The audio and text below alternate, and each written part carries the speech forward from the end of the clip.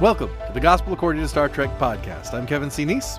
And I'm Mike Poteet, and you're listening to episode 37, Roddenberry at 100. We'll start off with some Star Trek news, plus our discussion of the first two episodes of Season 2 of Star Trek Lower Decks. And then we'll get into our audience question right after our main topic, Roddenberry at 100. We're going to be talking about Gene Roddenberry, who recently would have had his 100th birthday. We'll be talking about his views on God and religion and all kinds of cool stuff. We're going to have a great time. Stick around. So far, so good. Good. That's a take, man. First time. One take, dude. Neese and Poteet. Yeah, right.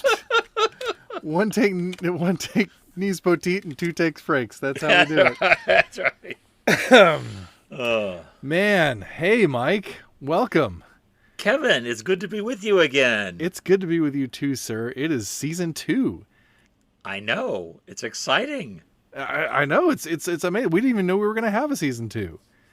But here we are. Here we are. Dark science, Sith magic. Somehow the Gospel According to Star Trek is back. Oh, no, that's the wrong franchise. That's the wrong franchise. I was doing my best Oscar Isaac's face there. Oh, boy. Can't see it on a audio podcast. The face doesn't communicate nearly as well as the voice, but we'll get there. That's we're excited to be back. We are so happy to be back. I'm very glad. I did want to address, and Mike, I didn't tell you I was going to do this before we started recording, but I did want to address why we had our sudden and unceremonious season break. Those of you who know, I've talked about my mentor, Dr. David Noggle, on this podcast many times before. I mentioned the book that we did in his honor, The Good, the True, the Beautiful. I was a co-editor for that and also a contributor to it. Many people contributing works in those categories, the good, the true, the beautiful, talking about the principles that we learned from Dr. Noggle and putting those to work in our various disciplines. It's a multidisciplinary tribute. It's a great book. Go check it out. But he is the reason that we had this break. I don't know that I mentioned it on the show or not, but I was working as his caregiver for a long time. He had several years ago developed a degenerative neurological condition called PSP, peripheral supranuclear palsy, which basically just slowly robbed him of his motor functions. It's similar to ALS. It's a terminal disease, obviously. And so I was privileged to be his in-home personal caregiver for the last year of his life, along with his wife, Demi, who did amazing work caring for him for so many years. And so he died in June. And we stopped recording the show in May because we had taken him into a hospice facility, and I was driving out. I was driving an hour there and an hour back every day, and it just was impossible to record. Any day we could have lost him. So it was a really, really hard time for me, really hard time for the family. We've since had his funerals and stuff, and it took a lot out of me, and took a lot of just practical attention and focus, but also just I needed time to grieve. We talk a lot on this show about mental health, and I just want to tell you that I had to take time for physical health too, but I took a lot of time for mental health, and it's worth it. Always do it. Always take care of your mental and emotional health. Let yourself grieve however you grieve. This grief for me has been extremely weird. It was a very weird way to lose somebody, and it was a very weird way to grieve. And so just take care of yourself in that way. But just wanted to let you know, he's kind of the guiding light. He's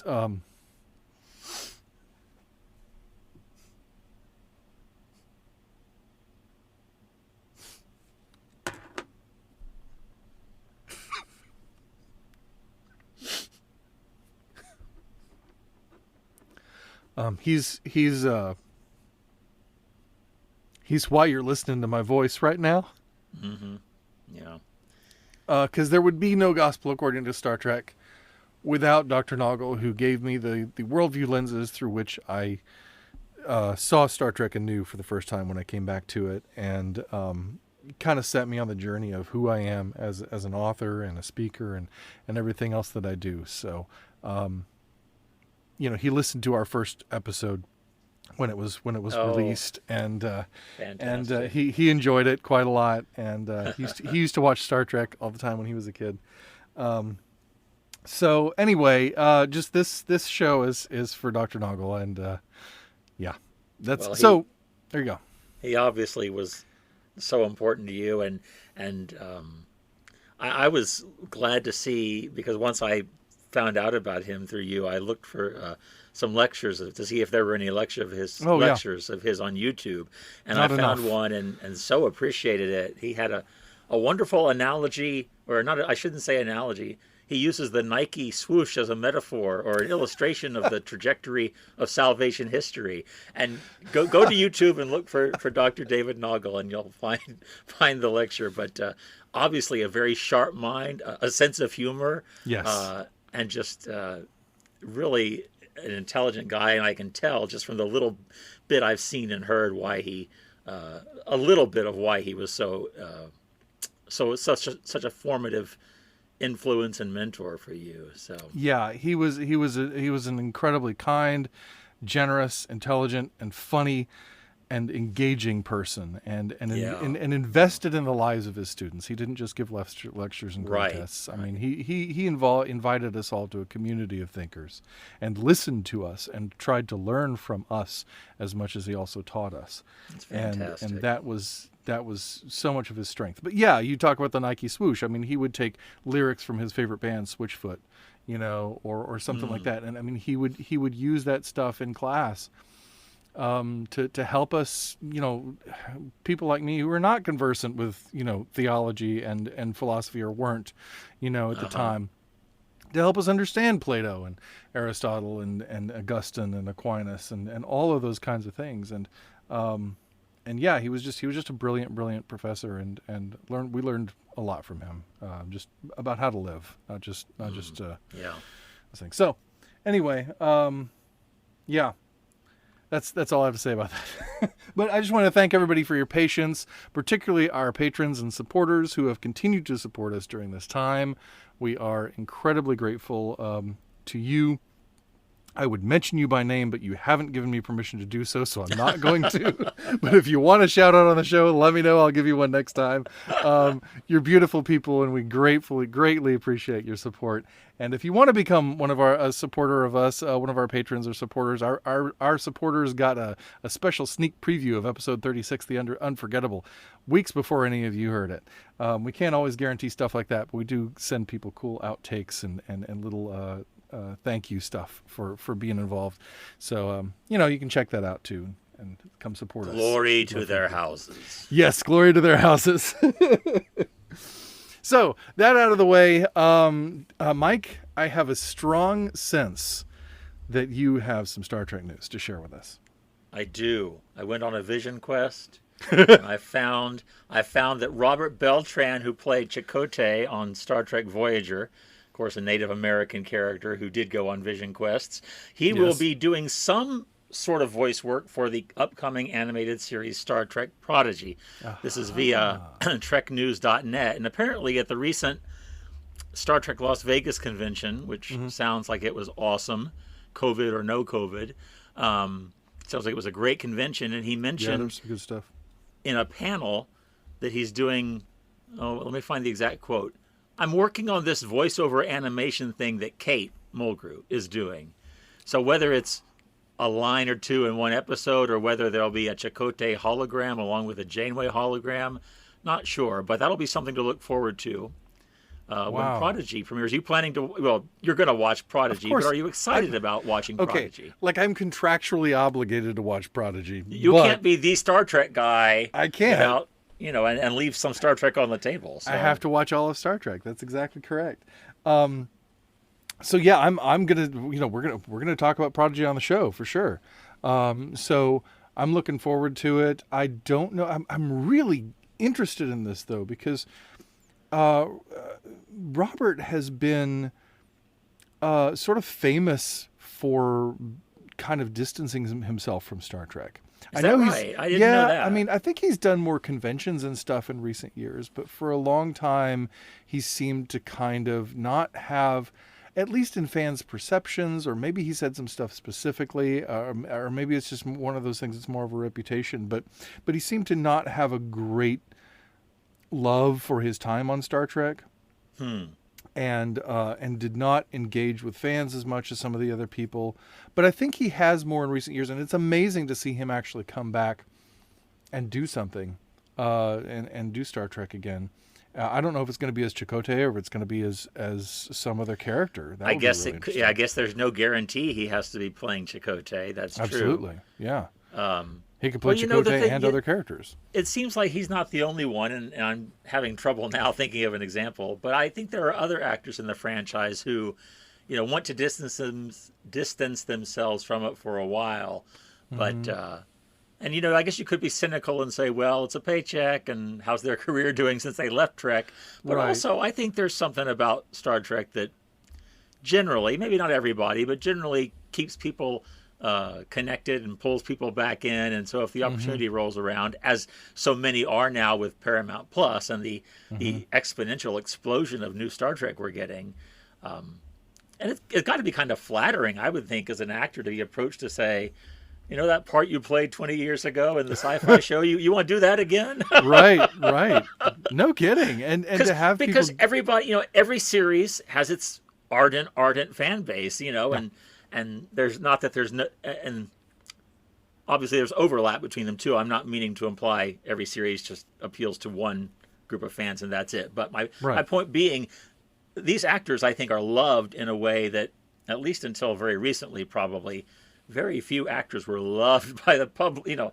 I remember interviews with the original cast. They just talked about they'd never gotten responses from audiences like they did for Star Trek. And so it's a very, very special thing. And I mean, everybody who starts working on Star Trek always gets told by the people who've been on Star Trek before, welcome.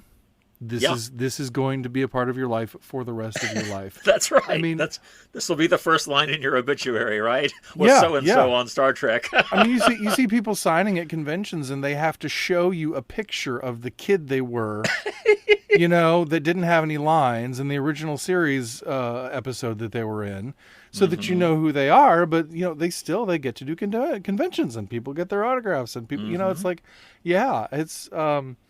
it's amazing, and I love it, and I hope that Robert is embracing that more, and it's great to see him coming back to the franchise, and I'm excited. I hope there's a Chakotay hologram, and I hope the Chakotay hologram and the Janeway hologram are like married and have kids, because that's what should have happened in the series anyway.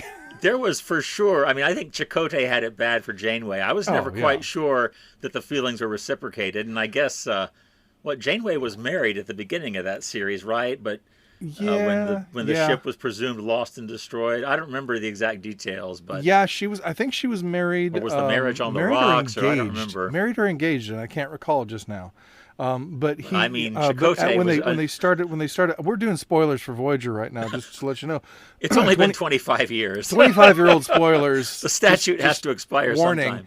But then when they were communicating back with Earth again, he had moved on, and so I was like, oh great, because they'd had the episode where Chakotay and Janeway went and spent a life together on a planet, and were a couple on the planet. And it was beautiful, and it fulfilled all of our dreams, all of us who shipped them for so long.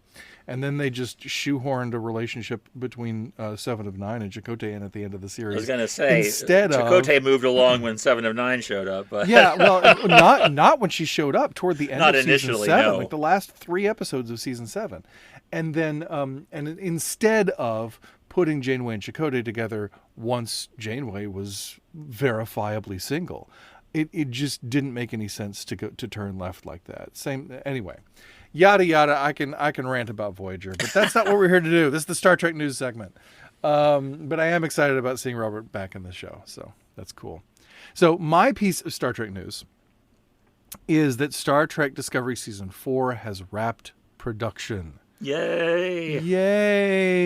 Can't wait to see it. I'm really happy. I love this note from Michelle to Paradise on Twitter. She says, and that's a wrap on Season 4. A huge thank you to our amazing cast and crew. I can't say enough about the effort, teamwork, and heart they brought to this challenging season. We're now turning, this makes me want to cry. We're now turning off the lights and leaving the stages in good hands. Until next time, she says. And so obviously Oh. hinting at a season 5 right there. It's going to have at least a 5-year mission, I guess. I think so. I don't think there's any way Discovery's not getting a season 5. I think it's definitely going to happen. The thing is, we still don't have, and you and I have talked about, we have all been talking about this for weeks now, months now, because we've been trying to plan the show. And it's really hard to plan the show because we don't know when these series are premiering. The only premiere date we had was Lower Decks, and they announced it for August 19th, Gene's 100th birthday. And then somewhere along the line just threw us all a curveball and bumped it up to the week before. Thanks a lot for that, because we weren't prepared to record. And then and then they've promised Discovery by the end of the year in one of the trailers, but we don't know if they'll be able to fit it in, because we don't even know when Prodigy is premiering. So it's of course, this is all because of COVID and stuff. And I mean, it's totally forgivable, but it's very frustrating. And we've established, if nothing else, I believe there's a clause in the Paramount CBS Access paperwork somewhere that says you have to notify the Gospel According to Star Trek podcast with ample lead time. Well, go ahead. Yeah. My hypothesis, this is my hypothesis. I have nothing to back this up but a gut feeling. Because we're going to talk about the first 2 episodes of Lower Decks. I think they could have, I think originally the plan was to have them as an hour-long one episode, or at least 2 episodes back-to-back on the 19th. Then for whatever reason, they decided to bump it up a week. But that's possible. You know, the only way they could do it, assuming that Prodigy has a 10-episode season, and knowing that Lower Decks has a 10-episode season, the only way they could have done it, premiering Lower Decks on the 19th, was to do 10 episodes of Lower Decks, 10 episodes of Prodigy, and then they'd have time to squeak in 1 episode of Discovery before the end of the year. So they might be bumping it up so that we get 2 episodes of Discovery before the end of the year. That's possible. I'll take whatever they'll give us. But it's also possible that season 4, I mean, to be wrapping production this late, who knows how many episodes have been in post-production to this point? We don't know.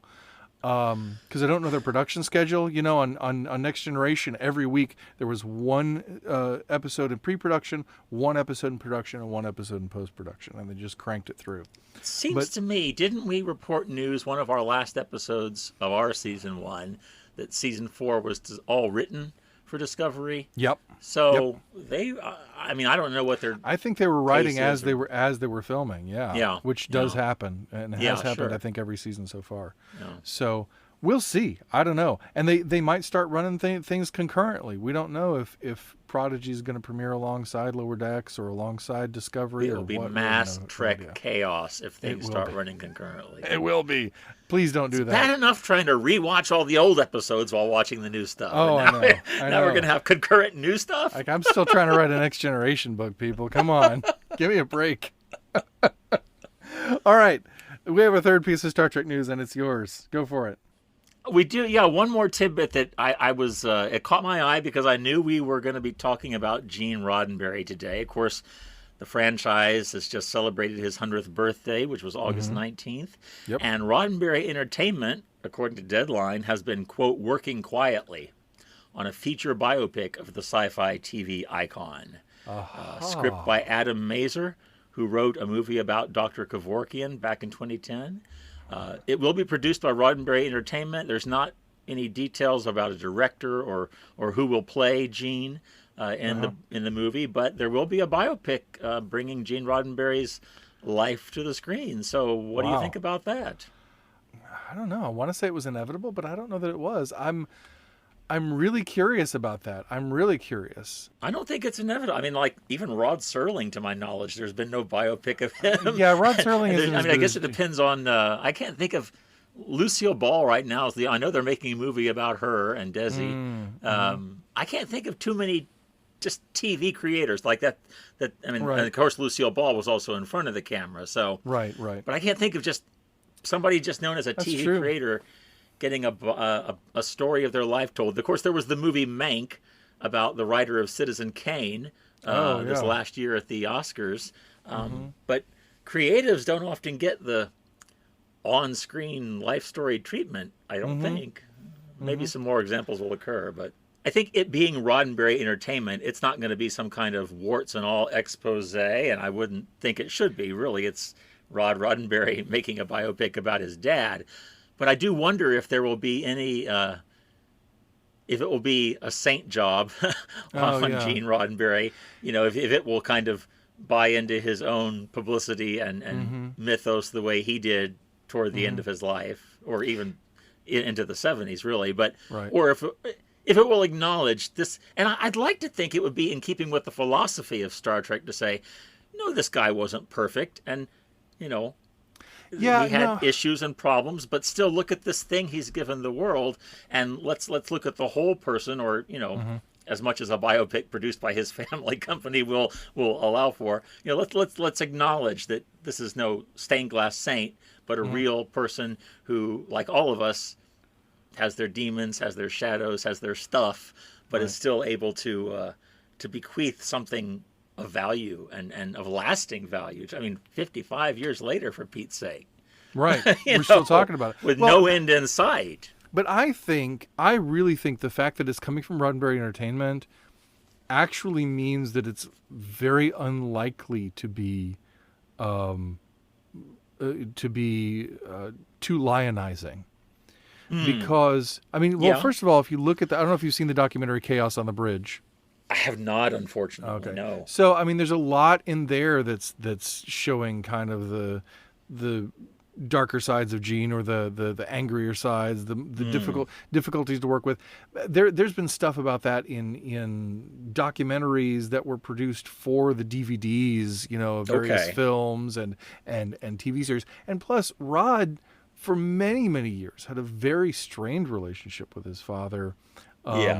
In terms of like even after his death, reconciling with his dad after his death, like having to deal with the fact that he wasn't around as much as he wanted him to be, and the things the flaws that he did have in his character and all that, and sort of coming to terms with his own dad, and then inheriting his dad's legacy. And so I really feel like he would not want that story to be told untruthfully. So I think you're probably right about that. And come to think of it, doesn't Trek Nation even get into some of that? The estrangement with the father, and some, as I recall, it's been a long time since I've seen it, but that was produced while Majel was still alive, wasn't it? No, I think Majel was gone. Is there footage of Majel talking somehow? There is footage of Majel. He did interview her, and they did talk about Gene's philandering and stuff, which we'll talk about a little bit later in the show. but yeah, they did talk about it. You make a good point. The truthfulness, I think that would matter to Rod Roddenberry. So. Yeah, I think it would, and the fans know. Anybody who cares enough about Star Trek to watch a movie based on Gene's life knows Gene was not a saint. So I think it'll be. I hope it'll be good. I can't imagine an actor to play him. He has the most unique demeanor and voice. Who would play Gene Roddenberry? I have no clue. Oh, I don't know. I can't think of a single person. And he did. I will say Gene Roddenberry had a lovely voice with that little Irish lilt to it. That's going to be hard to reproduce. Yeah. But maybe it'll win somebody an Oscar. They like to give Oscars to people who... and Emmys to people who played real people. I did think of one relevant example of behind-the-scenes creatives in sci-fi, no less, getting the biopic treatment. When Doctor Who celebrated its 50th anniversary in 2013, they made a biopic of the creation of the Doctor Who series. Really? And it's called An Adventure in Space and Time, and they had somebody playing William Hartnell. Well, they had somebody, I say. He's the same actor who played... the Filch in the Harry Potter films. David Bradley. Played William Hartnell, who was the first Doctor. Wow. And forgive me, their names escape me, but others played Verity Lambert, who was a groundbreaking female TV producer, who was integral in bringing Doctor Who to the screen. They had somebody playing Waris Hussein, who was the director of the first few Doctor Who stories. So... It can be done. You can, and it was really gripping. And they told the story well and brought deeper meaning out. And it was all truthful in the broad outlines. There were some nitpicks here and there, but it was really beautifully done. Yeah. So if That's you're a awesome. Doctor Who fan and a Star Trek fan out there, listeners, and you haven't seen Adventure in Space and Time, make sure you do. But hopefully the people at Roddenberry Entertainment are taking notes and can draw from those kinds of, because bringing the story of bringing a piece of art to the screen can certainly make for gripping art itself. Mm-hmm. Yeah, that's beautiful. Well, and mentioning, of course, Gene's 100th birthday, which is our theme later in this episode. There has been the Think Trek 100 quotations from Gene Roddenberry that ran in the 100 days leading up to his 100th birthday. I would commend everybody to go check it out. There's Facebook, there's Twitter, there's Instagram. I think Instagram is probably the easiest place to access everything, to just scroll through and see everything. Yeah. But they have not only the text quotes, but they also have actors performing the quotes. And I would say that the final one, all on its own, is worth going to watch just for itself. Because, should I spoil it? I'd like to know what it is. It's from and I don't have Instagram right now. So it's from Nichelle Nichols. Oh, yeah, and I mean, I just about cried watching it, because we don't hear anything from her these days. Oh, you mean it's not a quote from her? Oh, she's reading the quote. Oh, they're all Roddenberry quotes. Yeah, right? They're all people reading quotes from yeah. Gene Roddenberry, and the last one is Nichelle Nichols. Oh boy, and it's so. I will have to check that out. It's short, but it's Nichelle, and we're such fans of Nichelle on this show, and so it's awesome. So check it out. Okay, so I think that wraps Star Trek news. So I think we should get into our Lower Decks segment here. We got sci-fi stuff happening here. Yes, sci-fi stuff. This show, I think I've said before on the podcast even that I was open to it, but I wasn't expecting much out of it. A few funny jokes, whatever, cartoon. But this show has so much heart, and it's so fully and unashamedly on its sleeves in these first two episodes, especially the second episode. Yes. I don't know where to. I mean, we'll talk about them in order. We'll start. Yeah. We'll start with strange energies. I love that. That's now the technical Starfleet term. I'm picking up strange energies. What are those? Oh, it's electrical phenomena with unpredictable effects, or whatever the exact line is. Oh, that's wonderful! I loved it so much. And the thing was, and I wondered about this, but. I felt like, because this episode was originally going to premiere on Gene's 100th birthday. Mm-hmm. And I thought, well, they've got to address that in some way. And I really feel like that's probably the reason they decided to tie it back to Where No Man Has Gone Before and Gary Mitchell. Because this series is not going to, necessarily do a tribute episode, but I did feel like that was probably a strong motivation to tie it back to the beginning of Star Trek and that quintessential Star Trek story. Yeah. Of Gary Mitchell, which I liked. I liked a lot. I did too, and they also had mentioned Gary Mitchell in the first episode of the first season. So this was like taking that name check and really running wild with it. Yeah. I mean, he's even on screen at one point, right? Right. Yeah. There's a little image of him, which I thought was cool. And of course, the solution ultimately is to crush him with a boulder, just like Kirk crushed Gary Mitchell with a boulder. No, this is the thing. Like, I mean, it's true. I mean, Mariner has, is kicking him in his lower decks. Yeah, that does go on a bit. But it is true that Kirk kind of snapped Gary out of it by beating the crap out of him.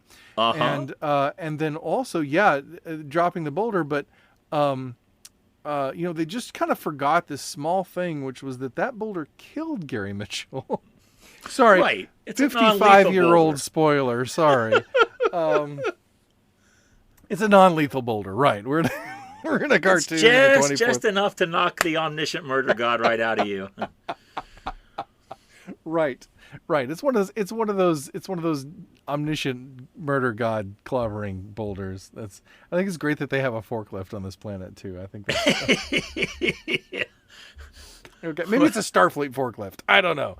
But that was cool. I liked how Ransom's god complex takes the form of creating gym equipment out of thin air. At least. And I guess this is a shout out to Shatner in part, because he becomes the big giant head. Wasn't that? I never watched Third Rock from the Sun, but wasn't Shatner big giant head on that show? Gosh, I don't remember. I think that's so.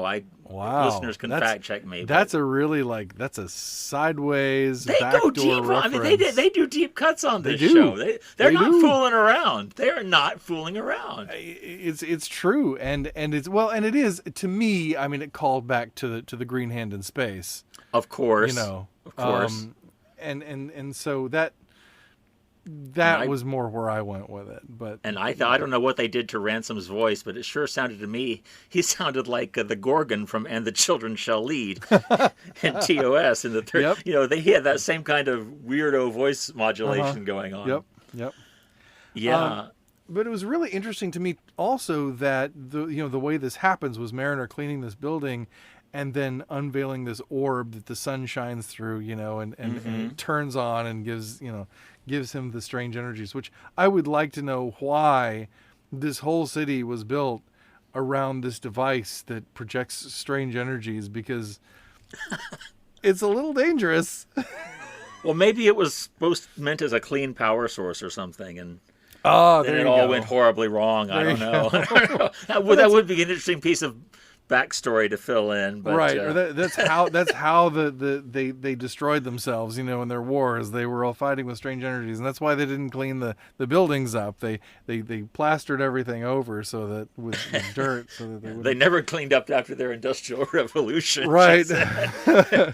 little dig at us, maybe here in the real world. Yeah, possibly. But I'll tell you, it was interesting to me because that moment of her unveiling that, and the sun coming in and all that, and the power going down the conduits and everything in the buildings, reminded me of the animated series episode "How Sharper Than a Serpent's Tooth," which I don't know if you've seen that. Not in a while, but I get where you're going with that. Oh, it's not How Sharper Than a Serpent's Tooth. Yeah, it is. Yeah, there's a big Mayan city, isn't there? Yeah, there's that big city, and they have to kind of adjust the mirrors or whatever so that they bounce the sunlight into the thing. Yeah. Okay. So it very much reminded me. I wouldn't put it past episode. them. they've referenced the animated series before. Well, and they did in episode 2, this season, didn't they? Yeah, I think so. But there was also that story, the underlying, or the B story. And was it you or David who said that the B stories on Lower Decks are always more interesting than the A stories? It wasn't me, because I really didn't particularly like the B story. I think it was probably David. But it's more of the character story, right? It is. It's between Mariner and her mom. Now, why didn't you like? I was thinking of the thing between Tindy and Rutherford as the B story. Oh, I've got my You've also got the story. Up. This is what happens when you watch the episodes back to back. Well, no, it was because the mother thing, the thing with Mariner and her mom. That's in the first episode, yeah. Yeah, that is the first episode. So there's a C story. Yeah, the Tindy and Rutherford. Yeah, you're right. So, but yeah, this is what happens when you watch the episodes back to back. You're not sure what you're doing. But yeah, I will talk about Tindy and Rutherford. I was thinking of the thing between Mariner and her mom. Didn't you say that you didn't like that? No, I liked that fine. Okay, all right, yeah. that was all good, and that I think turned out to be kind of critical to the plot resolution, right? Right, it did, and I think David was kind of bemoaning that their little special, teamwork thing was kind of messed up. But I think it really showed how unworkable that was with their personalities. Yeah. And that it was a little bit of a pipe dream, and that they had to find a balance between where they were before and then this extreme that they go to next. It's actually reminds me of George Frederick William Hegel, who said that that culture moves in this pendulum where you have a thesis, which is this idea that gains dominance. And then as the cracks start to show in that, you move to the antithesis, which is the other side of it, and then ultimately come to a balance or a synthesis of somewhere in between the two, which we see play out a lot. I think it happens in our culture. I think our culture moves so rapidly that we often don't have time for those things to take place. That's one of the things that polarizes us so much. But that's what happens with Mariner and her mom. Is that they kind of come to this space where they're like, we can have a little bit of what we had before and a little bit of what we have now, but Freeman had obviously slipped into extreme nepotism at this point. Right. Trying to value. Where she doesn't even see Ransom standing there in her ready room. Right. So it was unhealthy. It was definitely unhealthy, and this showed the cracks, and that was really good. It's always kind of interesting in Lower Decks how this chaos that happens in the episode usually brings something to light that allows the characters to progress. And I really like that.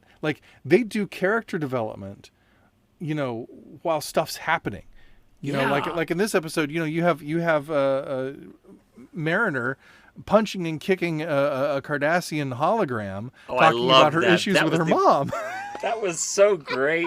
That was beautiful. I didn't even catch on right away at the first reveal that this was a holodeck. I was so engrossed in that, oh my gosh, what's going on? Yeah, that was wonderful. And at the end, when the ship is, I forget what the exact nature of the crisis is, but the Cardassians telling her to stop. I can't. It's leg day. Oh yeah, right. They're trying to fly away, and she's doing leg lift. And the line where was it Jennifer? I forget the Andorian's name. Yeah. Interrupts her, and Mariner says, "I know we're not supposed to have interpersonal conflict," which is a direct dig at Roddenberry's dictum on Nix, but I hate that Andorian. Which is another thing, which is just perfect to have on Gene's birthday. I think that's great. Yes. That was wonderful, yeah. I guess I have to own up because I told you and David, you're crazy. They're not going to reference Gene Roddenberry. Nobody's going to care about that, but I should have known better. That's okay. I was not trying to hold your feet to fire on that one. But yeah, shame and mocking and derision. There you have it. No, just kidding. But yeah, I think it was hilarious to me that there's an Andorian named Jennifer. I mean, come on. Right. With all the length Star Trek goes to come up with alien names. Oh, it's Jennifer the Andorian. It's not, it's not Zenti, it's Jennifer. Right. But anyway, then we get the Tendi and Rutherford, which Tendi and Rutherford are the best. I do like both those characters. I don't know. The first time I watched the episode, that plot didn't work for me. Second time I watched it, it was a little better. I thought maybe, it fails the Bechdel test big time, right? I mean, but when Tendi and Mariner are talking about whether Rutherford likes her or not, but once I got it into my head that they're not maybe. I thought maybe they were trying to plant the seeds of a romance between the two. But no, I think they were just saying they're really good friends, and Tendi was worried that might have changed, just like the thing with the pears. So I enjoyed it more the second time around. It just took a little easing back into it. But like you said, they do character development while so much stuff's going on. I hadn't even realized in the intervening months how much I'd missed these characters. Oh, yeah. Oh, they're wonderful. This is really fun to see these guys again. Yeah. So. And what I loved about it, was that, Jack's giant head is out there nibbling on the nacelle, and Tendi's not even paying attention. She's just like, whatever. Right. I know. This out in the background, all heck is breaking loose. There's a sci-fi thing going on outside. Still like me. It doesn't really concern me. It's all about my friend, which I think is really sweet. It is kind of sweet. It is kind of sweet. But as part of that, I think that's one of the moments that sort of lives up to the idea of the series, which is these are the people who aren't involved necessarily in the big stuff that's going on. These are the lower deckers. You're right. Lower decks, yeah. So I love that. I absolutely loved it, and I love their resolution. Solving an emotional problem with science, that's something I would do. That was wonderful. Yeah, they're both great characters. Yeah. But I do think I think the romance between Tendi and Rutherford was getting really far along in the first season, but the whole thing that happened with Rutherford's implant has set that back. And I really think Tendi is really in love with Rutherford. And you think so? You think it can't just be a I think platonic they're male-female friendship? I think they're friends, definitely. And the friendship is the most important thing to me, which is a great example, kids. If you're single, that's a great example. Don't date somebody just to fall in love and get married and whatever. Like, if you're going to marry somebody, you need to have friendship. If you don't have close personal friendship, a solid friendship, they're not your best friend, your marriage is built on sand. You have to have friendship. And talking about Voyager earlier, I thought maybe that's one reason they didn't go with Chakotay and Janeway as a romantic couple, because maybe we need more examples of male-female friends who can work together as professionals and yet be close personal friends without, Yeah, but you don't like that. You don't like that hypothesis. No. I'm too much of a romantic. You're still shipping Janeway and Chakotay 25 years later. So man, hard. Move on, man. I'm too much of a romantic for that. But I do agree with that. I absolutely agree with that. Right. And I think that's great. I think, we kind of saw that with Julian and Miles, although people do ship them too. But with Tendi and Rutherford, I really think Tendi is in love with Rutherford. When she hugs him at the end, she's like, and please don't date that girl. I forgot the I forgot the lady's name. She's like, don't date her. Yeah, that's true. Well, we'll see. I guess we'll see. Yeah, so we'll see. Yeah, but I really think that's coming between them. But anyway, it's great. I love it. And if nothing else, we have the great friendship between Mariner and Boimler, which we get in episode 2. Yes. Kayshon, his eyes opened. But before we move on from Strange Energies, I have to ask, I have not read in a long time Out of the Silent Planet by C.S. Lewis, but do you think they gave the first officer character the name Ransom for any... Is there any there, or did they just think it sounded like a cool name, Jack Ransom? Probably just sounded like a cool name. And I've never read Out of the Silent Planet, so... But I know there's a character by that name. But and he goes to another planet, and there's theological things involved, it being C.S. Lewis. But, well... That's okay. Moving on. All right. Yeah, I'm moving on. So our second episode, Kayshon, his eyes open, which we talked... This is where I'm going to... So we talked in the last episode about how hard these people nerd and what excellent nerds they are, right? Mm-hmm. How detailed and serious their work is. But they called this episode Kayshon, his eyes opened. I don't feel like his eyes ever opened during the episode, right? So it doesn't feel like thematically related. So it should be a callback to Darmok, but the line in Darmok is his eyes uncovered. So I'm like, this is either... This is kind of a fail for me. I think it's a bit of a nerd fail, because you should know it's his eyes uncovered, not his eyes opened. Unless you're trying to establish something new, which if you are, it should be thematically related to the episode, which it isn't. So, eek! It's like a stab in the right direction, but you fail. If it had been his eyes uncovered, I would have been right there with you. But it's his eyes opened, and I think that's a nerd fail. Ping. Okay. But what did you think of the episode? The episode's great. It's fantastic. You got the skeleton of the infinite Vulcan up on it. Yes. Boy, there is so much stuff packed. I didn't know this till I saw it on Twitter the other night. Mm-hmm. There is a skeleton of E.T. the Extraterrestrial in that collection. Seriously? I'm not joking. The finger even lights up. I mean, they have packed so much Trek and non-Trek stuff apparently into that room. That was I loved that.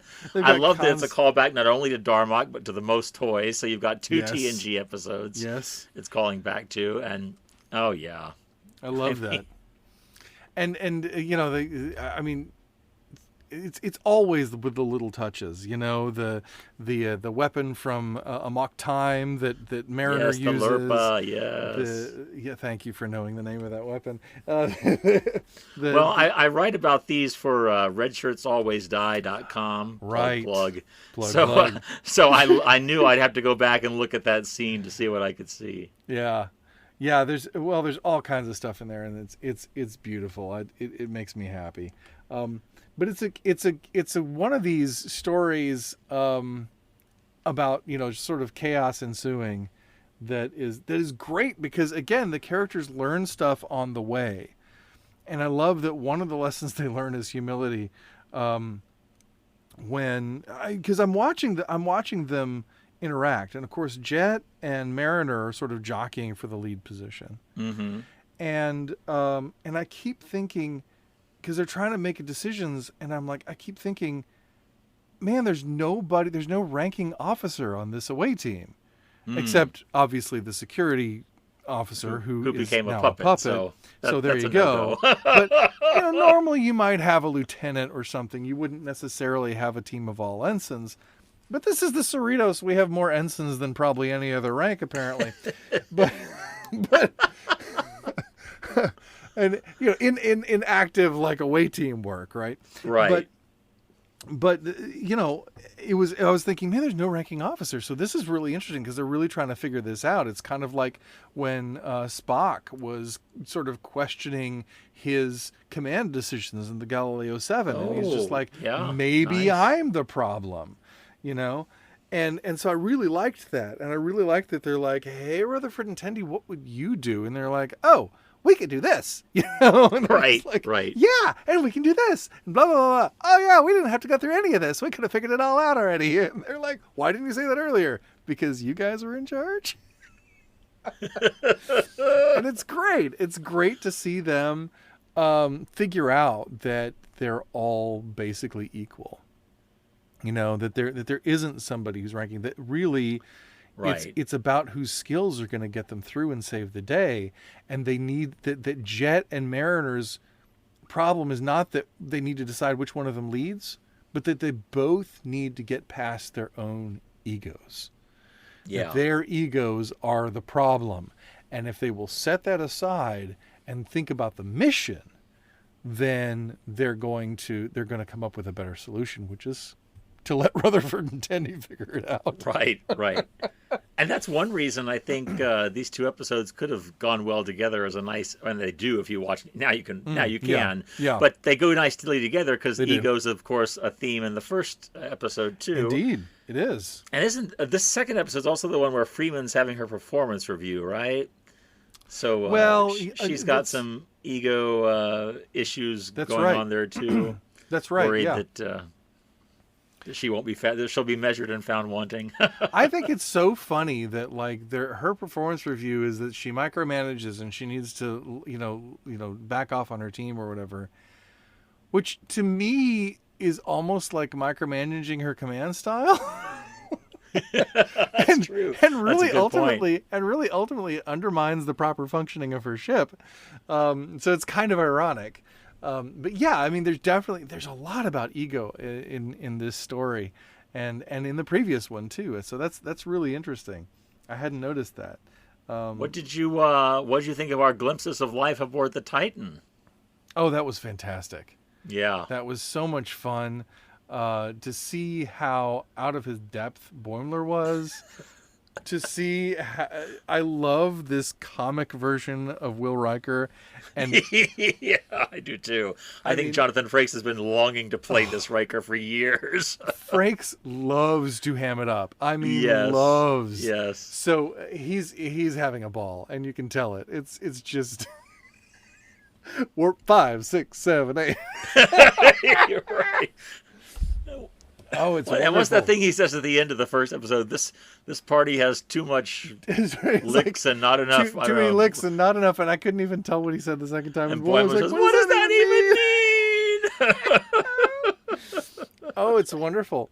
I love it. But it's great because it does that whole story of the way things are on the Titan, and this sort of tough crew who's of people, these four people who are three who are kind of going on this undercover mission, and they're ridiculing like the Enterprise.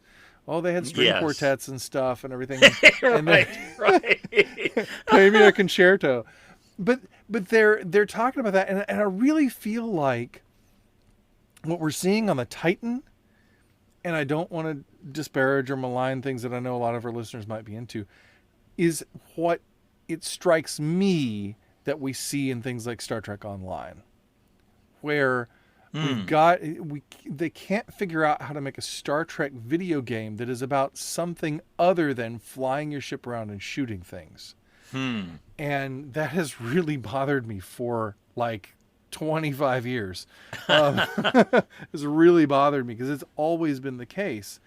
And I feel like Boimler is kind of going into this, how I perceive a sort of Star Trek Online world or a Star Trek video game world where it's all pew pew pew and flying around. And it's interesting to see how the message of Starfleet, the idea of going boldly, has been sort of morphed into an application that has nothing to do with what it originally had in mind. And Boimler reminds everybody of that at the end of the episode.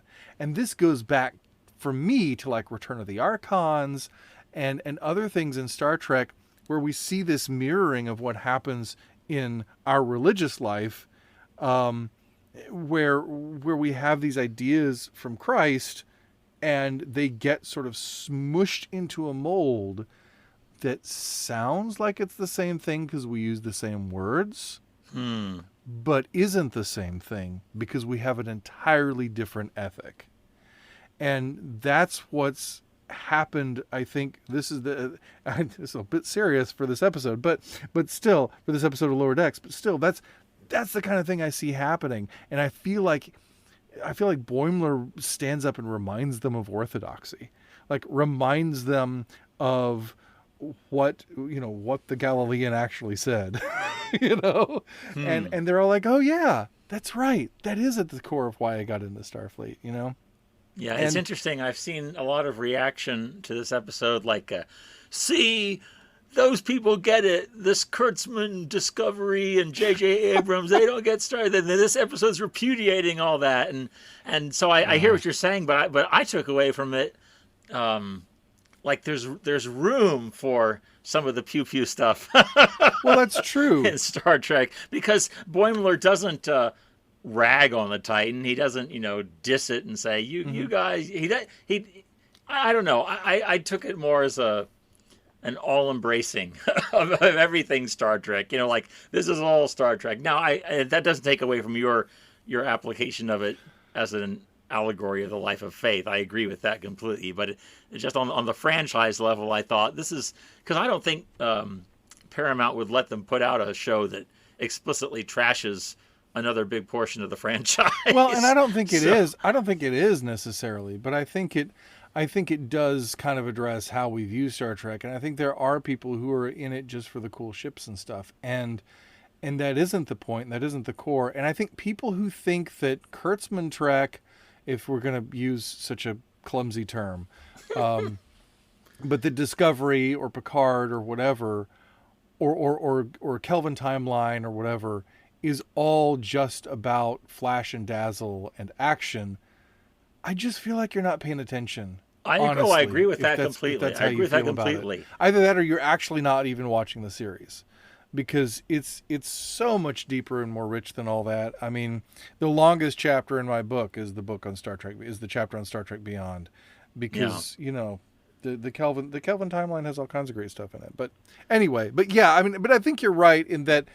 Riker and the Titan are obviously, they're performing a service. They're doing something that needs to be done in Starfleet, I guess, but Riker does tell Boimler, to value what he has while he has it.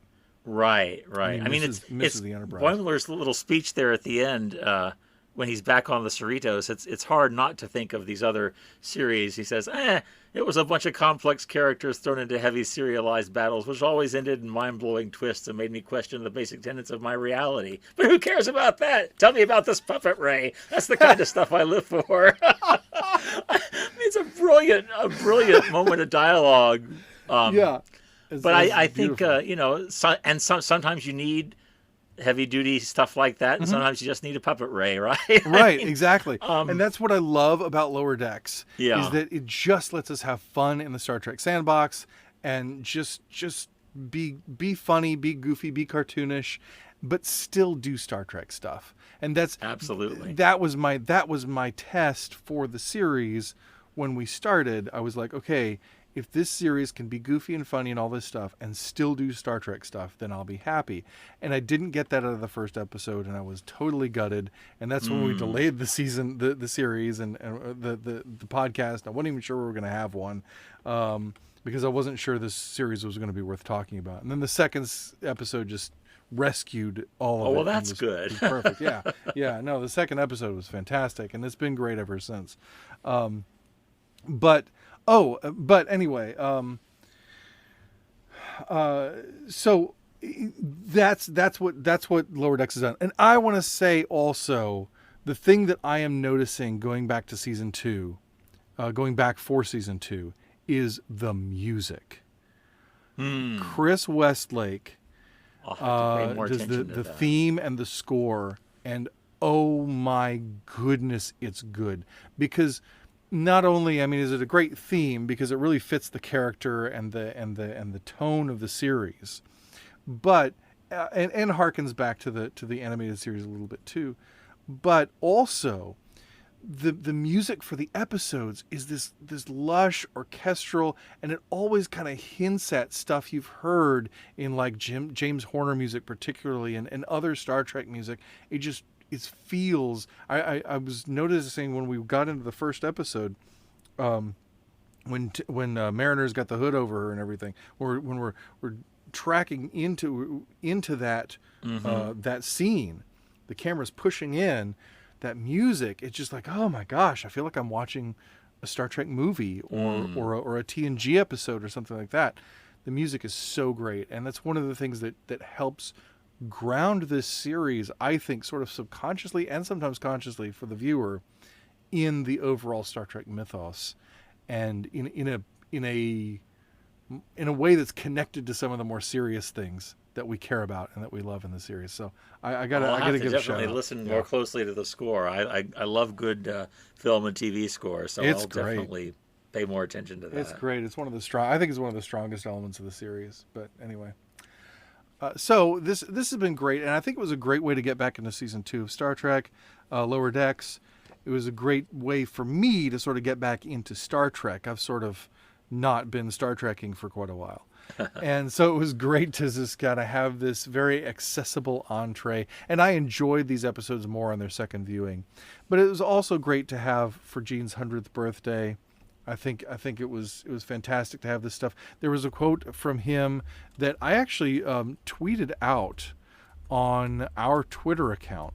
I actually retweeted this quote, and I didn't even realize at the time that it was tweeted by Women at Warp, one of our favorite fellow Star Trek podcasts, a Roddenberry Star Trek podcast. It's from Gene from 1988, and I don't know that this was in the 100 quotes. If it was, hurrah. If it wasn't, it should have been. It says Roddenberry 100 on it, so it might be one of those quotes. But it was they tweeted out on his birthday, and it's I would hope that there are bright young people growing up all the time who will bring to Star Trek levels and areas that were beyond me, and I don't feel jealous about that at all. And I really thought, I was like, I tweeted that, and I said, the perfect quotation for our present era of Star Trek, Idic LLOP, because I thought that's exactly right. And I felt like that's why having Lower Decks on Gene Roddenberry's birthday, I wish it had premiered on his birthday, but whatever. But having that on his birthday, I think is really great, because one of the things that we forget that Gene valued was diversity. And even though we talk about IDIC, infinite diversity and infinite combinations, we don't often think about that a lot as fans. We get really caught up in sort of orthodoxy, in sort of and in a very not to use it in the way I used it earlier, which I was just meaning essential things. But we get caught up in orthopraxy, if you will, in doing things the certain way, and that's the Star Trek way to do them, and that things have to be a certain way, and that you have to have a certain feeling, and that you have to have a certain elements and all that, or it's just not real Star Trek. And what Gene said, and there's another quotation from him elsewhere that I can paraphrase. That was basically, we will really reach maturity when we no longer see our differences as dividing us, but we see our differences as, we can not only tolerate our differences, but we can appreciate them. We can actually take delight in the fact that we are different from one another, and that we have different ways of viewing the world. And I think toleration is really a low bar. Yeah, it really is. When you think about it, absolutely. Yeah, I'm glad you brought this up. I live tweet along with Star Trek reruns with the H&I All Star Trek gang sometimes. And recently, Is There in Truth No Beauty was on, and I mentioned something about the IDIC symbol, and people were like, "Oh, well, he just invented that to sell merchandise." And of course, yes, but that doesn't mean. It doesn't mean A, he didn't really believe it in infinite diversity and infinite combinations, and B, we can take away, we can find things of value that transcend whatever original intention might have been behind them. So, I feel we do that with Star Trek in general all the time sometimes. So. Right. And that's a great point to bring up. And as we get into this discussion of Gene Roddenberry, Roddenberry at 100, that's a great point to bring up, because Gene always talked about that he had two Star Treks. He had his Star Trek Dream World, and he had the Star Trek that was on TV. Yeah. And I think a lot of people have criticized Gene over the years for the ways in which he wanted things to be so idealized. We talked earlier about the reference in the Lower Decks episode to not having interpersonal conflict among the crew. Right? That was one of the main things that the writers got really upset with him over. Yeah. And it's interesting because as much as he talked about diversity, he could have really rigid ideas. Yeah. and be really stubborn and really hot-headed and really difficult to deal with. Yeah, I mean, from all accounts, he really did kind of buy into his own publicity a little too much in the last decades of his life. So, yeah. So, because there was personal conflict among the crew in TOS, not much maybe, but but there was Lieutenant certainly Stiles and people like that. Well, and even just the conflict between Spock and McCoy, for goodness sakes, I mean that's legendary. But that might be seen as just gentle ribbing or something. But at the same time, maybe McCoy's pretty racist if you listen to his. He really is. I mean, he really is. It's D. Kelly sells it well, but I mean, come on now. Right. Green-blooded Vulcan. That's absolutely right. That's absolutely right. Yeah, making fun of the location of Spock's heart. I'm like, dude, that's where it is. It's none Spock put up with an awful lot. Yeah, he did. Well, of course he did. Vulcan. But but it's interesting because Gene did have those. He did have those values, but I mean, he didn't always live by them, or didn't always live up to them. But the point I'm making, I'm getting off of it. The point I'm making is the Star Trek Dream World was this idealized thing. Where there was no conflict, and where everything was peaceful and all of that. And then he said, but then for the TV show, you have to have, the fist fights and the pretty girls and the conflict and the things. And what he called it was the things that sell toothpaste. I like that. So the idea was we have to have people tuning in. And so we have to have this stuff that will, make people want to hang around and be exposed to the advertisements and all that sort of thing. So there's always been merchandising in Star Trek. It's always lived at that intersection between art and commerce. Yeah. And because it has to. And it doesn't diminish. It doesn't necessarily diminish the ideas in the content just because it has to be supported by selling toothpaste, whatever. Right. I mean, It doesn't at all. And in fact, I mean, that's why it reaches the audience it reaches. That's right. And that's part and parcel of being popular media. I mean, maybe you would rather, there be, like Star Trek paintings in a museum somewhere that were made, that were just made, from the artist's pure passion, and they never made a penny on, and they, that only become famous after they died, and maybe that's somehow more pure art or something, but nobody saw it. Okay, Right. so like, Right. I think there's some portion of that idealism that sort of leaks into people's brains when they're thinking about Star Trek, and it's like, folks, yeah, this is a commercial product. This is made by, in large part, a corporation, and it is a product, and it is made to sell other products, and there are products attached to it that are sold, but that's how we get the money to make the thing in the first place. Do you know the Stephen Sondheim song? Do you know the Stephen Sondheim song "Putting It Together"? I do not. It's from the musical Sunday in the Park with George, and there's a couple of lines. See, I've heard it because I've seen that musical. Okay, well, there's a couple of lines. A vision's just a vision if it's only in your head. If no one gets to see it, it's as good as dead. It has to come to life. There you go. So yes, that's right. Exactly. That's a great musical, by the way. I saw that. Oh, it is. I saw that with Mandy Patinkin, and he was magical. Fantastic. Absolutely magical. I've never thought I would enjoy a song about pointillism, but yeah. I know. Go figure. Only Sondheim. Only Sondheim. Only Sondheim. Right. But yeah, that's absolutely right. And so there's this engine that has to run, and it runs on the fuel of all of these commercial interests that feed into it. But then it goes on to feed the popular imagination. Mm-hmm. And we would not have that good without that other stuff, which you can say is bad if you're just against commercialism or whatever, or you think we shouldn't live in a capitalist society. I mean, that's fine, but we do live in a capitalist society, right? And this is how we get things done. So I think even Gene recognized, the disparity, between a more pure vision and what was in the actual show. But I think the actual show is better because it speaks to who we are as human beings right now a little more relatably than something that was more idealized. So, and I have stories about Gene being checked on his idealism, which I've probably told on the show before. I don't know, but 100th birthday of Gene Roddenberry, or would have been the 100th birthday of Gene Roddenberry, which is crazy to think about.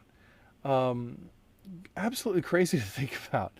But yeah, 1921 was when he came into the world in El Paso, Texas, which as a Texan I take some pride in. I have to say. I mean, granted, I'm a native Texan too, and yes, that's right. He was a product of the Lone Star State. I don't know, did he live in Texas? When did he? I associate him in my mind, not just because he's in TV, with California. Yeah, no, his family moved to California pretty quickly. I think by the time he was like 3 or something. Oh, so very early on. Yeah, no, they weren't here long. But they were always involved in that deep South Southern Baptist religion. At least his mother was. Right. His dad was much more like, look, there's good morals you can get from this stuff. But the quote that Gene said was, he said I should be damn careful of what the preacher said, Mm-hmm. So the idea is that there's and this is the idea that Gene sort of carried with him, because he had these two poles in his life, of his mother who insisted on church every Sunday for Gene and the kids, but the father who stayed at home and warned him against, some of the things that might be said at the church, which, from my perspective, I kind of agree with his dad on a certain level, because there are certainly things that certainly, there are definitely things that, especially in the 1940s, in the Southern Baptist religion that I would say were probably pretty harmful. Just, social ideas that he might have run into, but which is funny because even his dad seemed to have held possibly some racist views. So, that's interesting. Well, it's never a bad idea to be thinking about what any authority figure tells you, and Yeah. not just accepting it because, oh well, preacher said this, that, and the other. And that's Absolutely. not just among Southern Baptists, I'm sure. That's Oh no, absolutely. I'm coming from a Southern Baptist background, and so I'm very aware of where the denomination was at that time. And yeah, there were a lot of things to avoid, just from my perspective. But I do think that a lot of the things that a lot of the ways that Gene viewed it was that there was a lot of morality and ethics that he did credit the faith of his family with having given him. Yeah. But he felt like a lot of the more specific theological points were superstitious. Right.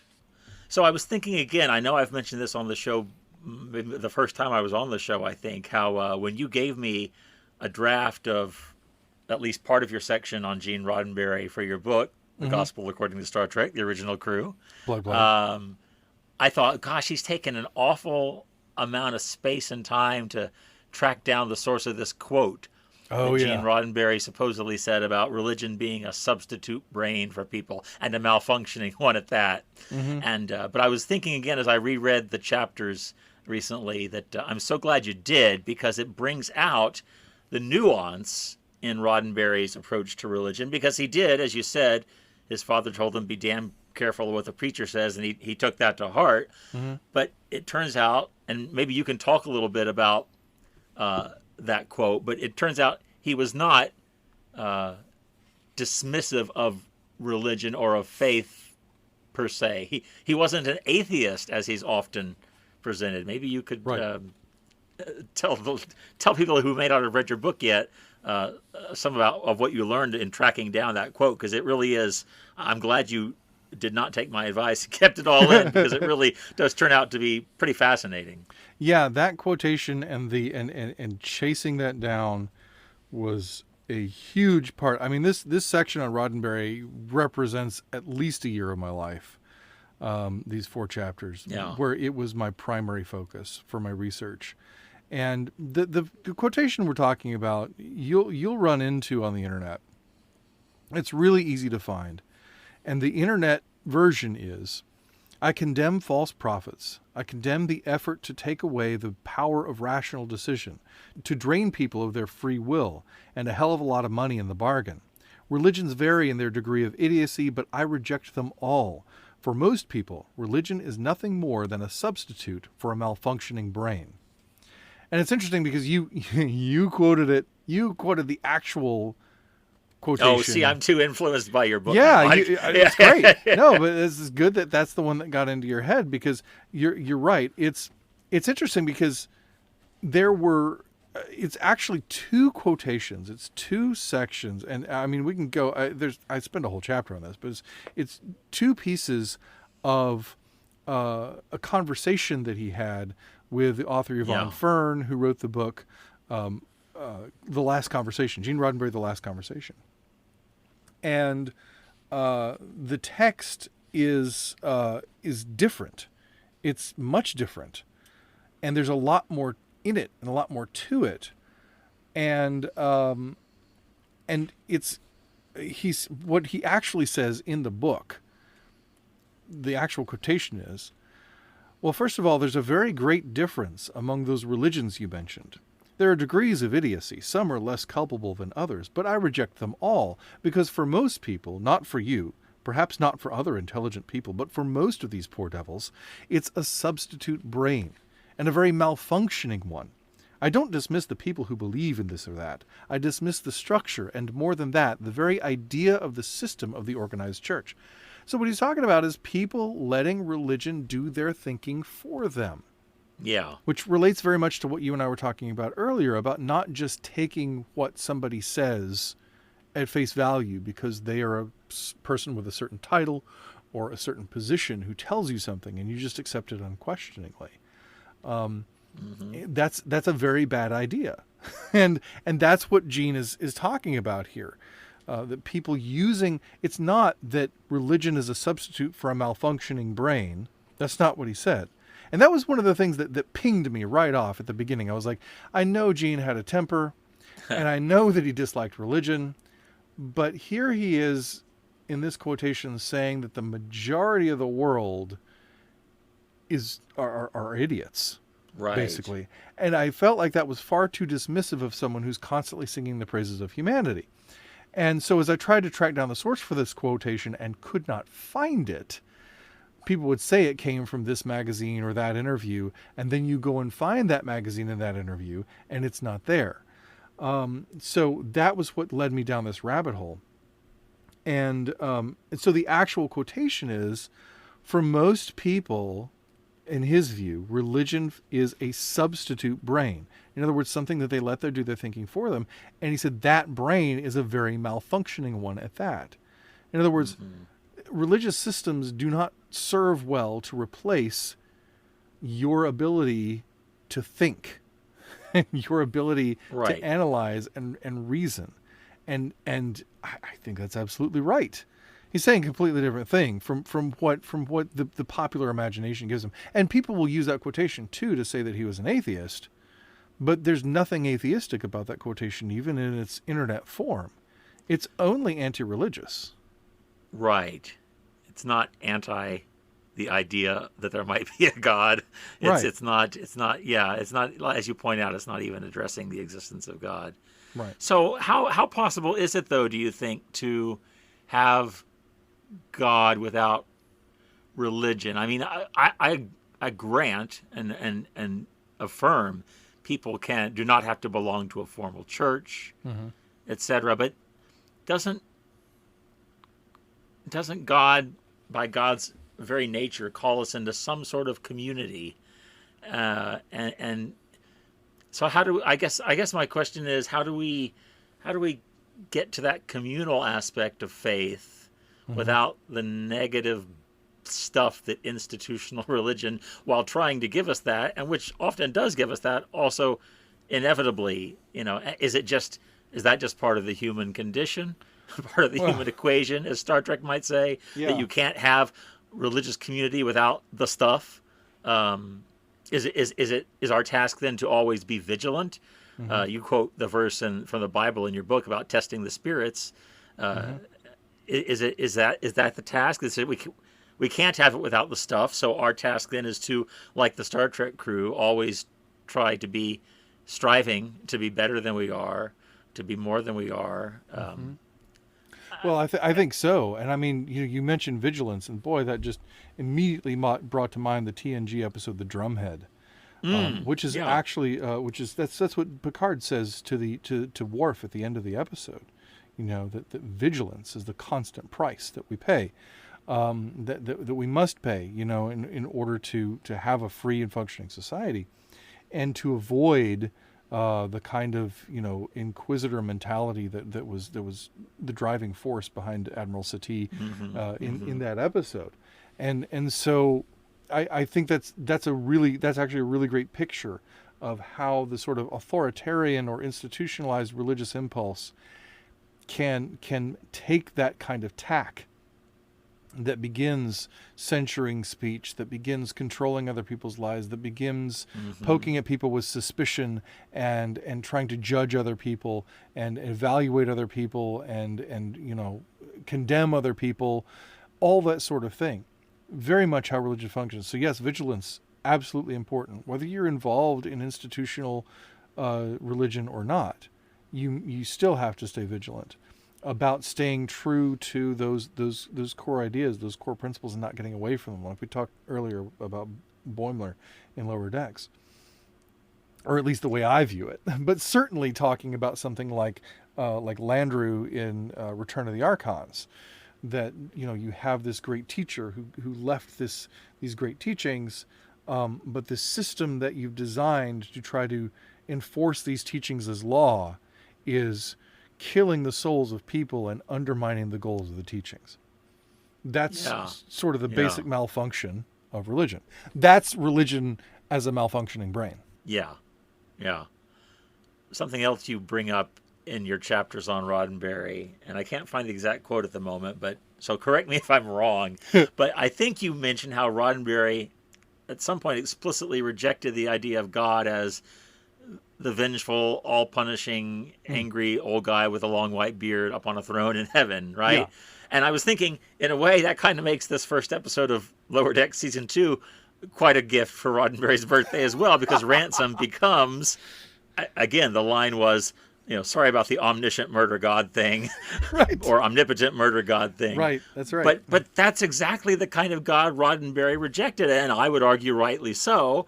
Yes. I know I get irked whenever people talk about, oh, well, in the Old Testament, God is this way, but he changed and became nice with Jesus, or even that they're not the same God. Right. So there is this popular conception of God as, ready to smite at a moment's notice.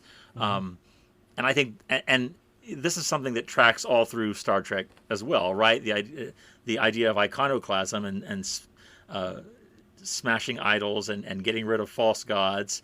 And Star Trek doesn't take the next step of saying, as Christians would, we see God truly in Jesus Christ, but it does say things like, and again, back to Gary Mitchell, above all else, a God needs compassion. Yes. And in Star Trek V, the big head of God is not, of Shakari is not, That's Spock right. says, this is not the God of Shakari or any other God. I love, Spock makes a very definitive theological statement right there Right. that, I may not believe in God, but if there is a God, this is not it. This is not him, her, Right. whatever, this is not God. Right. So there are very definite markers in Star Trek of what God is not. And Yes. I think given Roddenberry's philosophy, that's, I don't know that generous is the word I want. But it's broad-minded. It's open to there really being holiness, there really being transcendence, and Right. that God would be, as Christians affirm God is, life affirming and creative and not destructive and loving and not vengeful and punishing. Absolutely. And that's right to the core right there.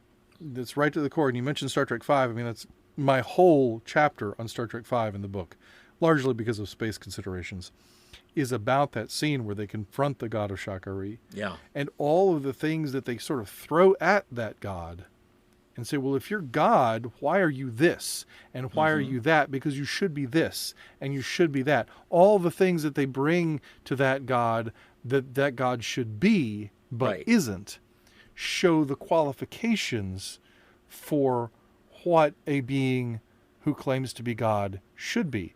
And they Yes. just happen to line up with, the God of the Bible, which is no mistake. I mean, it comes from, a culture, sort of saturated in the Bible, so it makes sense. But it's also, those are good and true things Absolutely. that God should be. So yeah, and above all, God needs compassion. The idea that Gene was an atheist, and by the way, you brought up earlier how you balance faith with outside of institutional religion, or at least not depending on it too strongly. Welcome to the last 20 years of my life. This is something I've wrestled. I'm still working out, and as a parent working out, how do I communicate the importance of ideas, biblical ideas, of ideas of God, of ideas of Christ?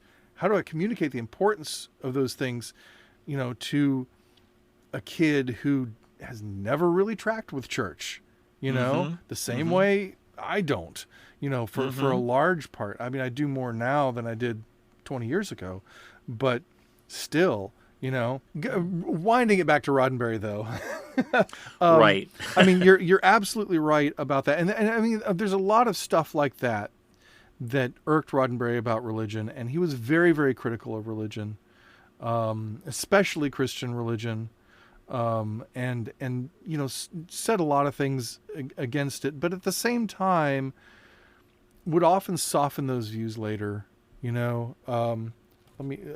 fact, this malfunctioning brain quotation that we're talking about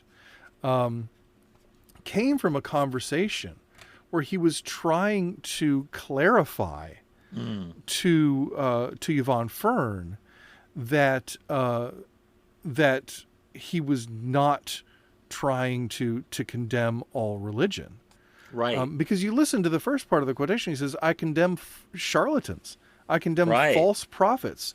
I can condemn the effort to take away the power of rational decision, to drain people of their free will, and a lot of money in the bargain.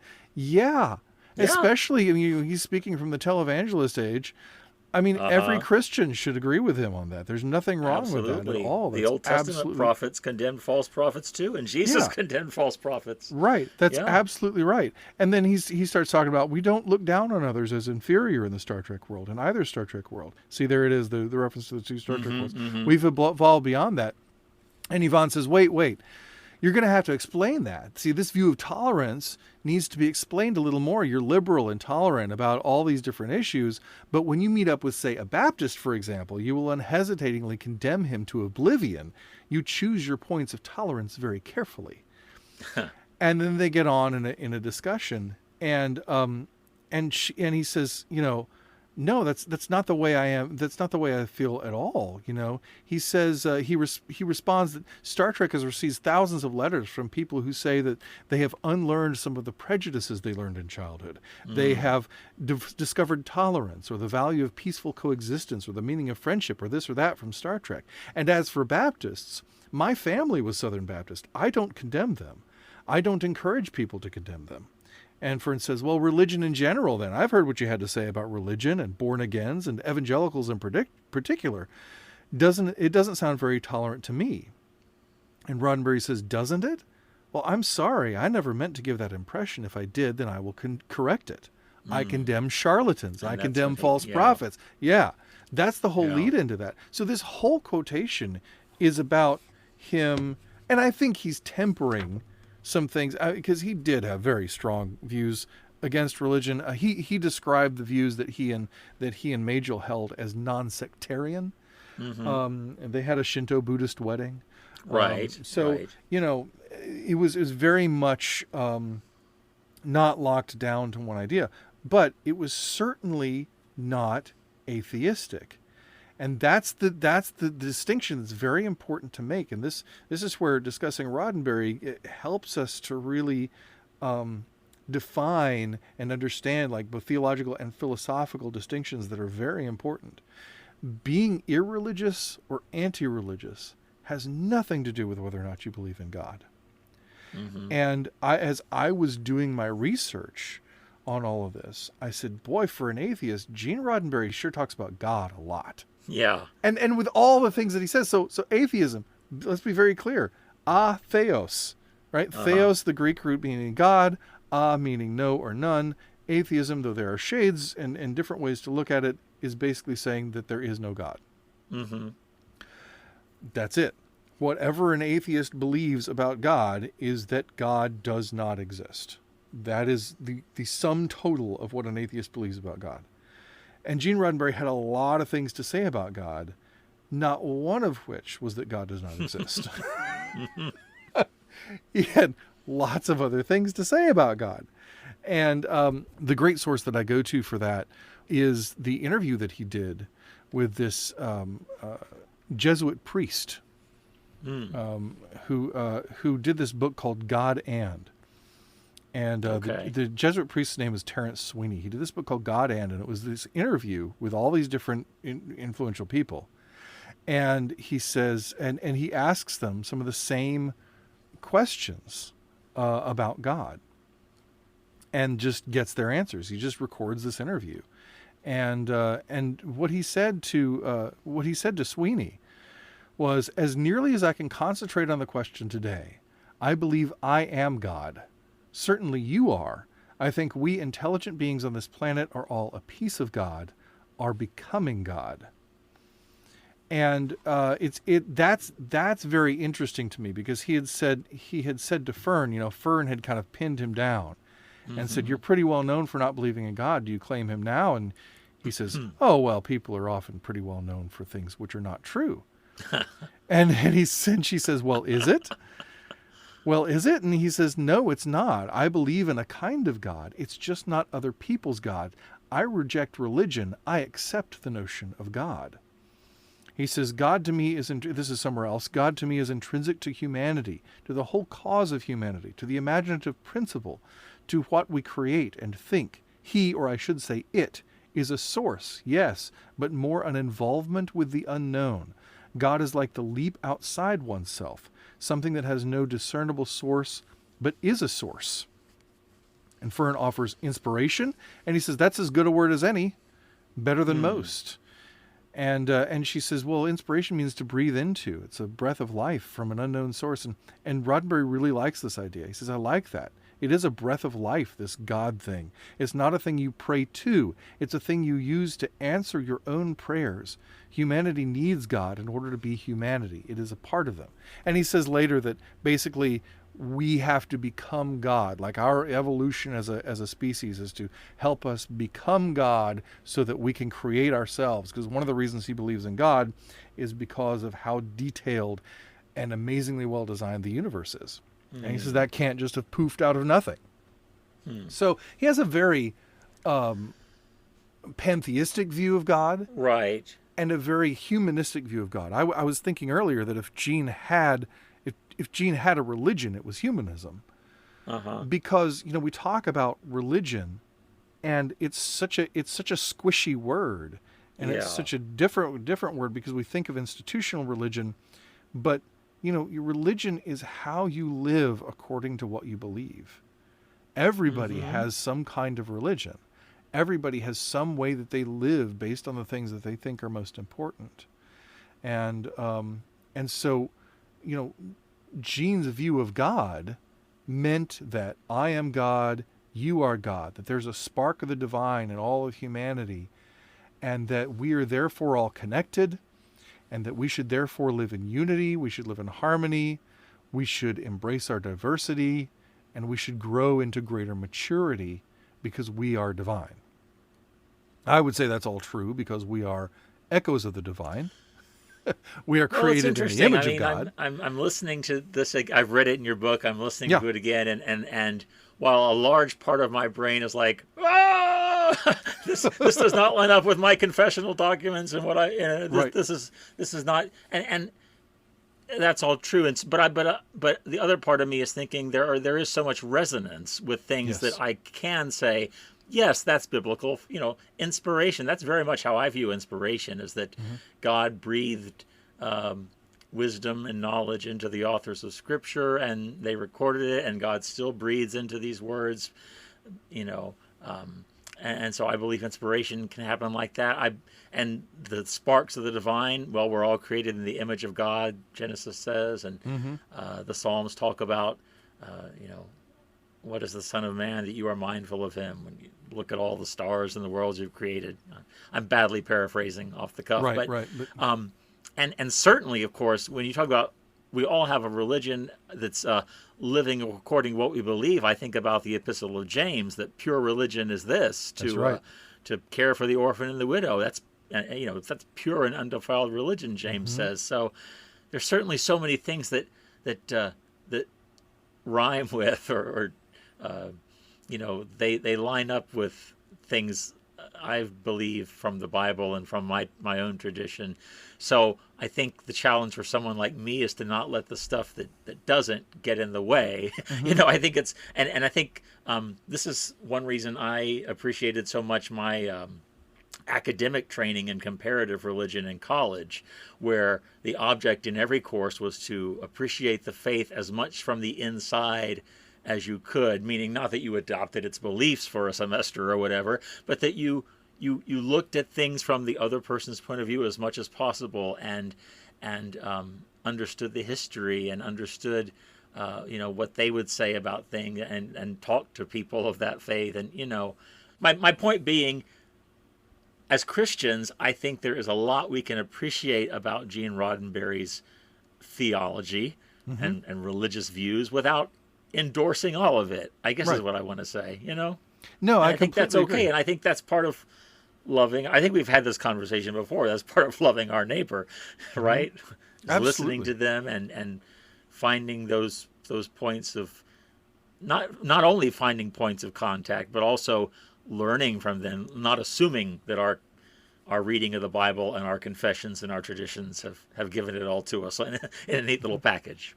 Well, but look at it from a Roddenberryan perspective, though. Look at the differences. Like, we can talk about the congruencies, right, between our theology and Gene's theology. But look at the differences, and look at how the differences affect the way Gene paints the picture of our relationship with God. If we being God, right?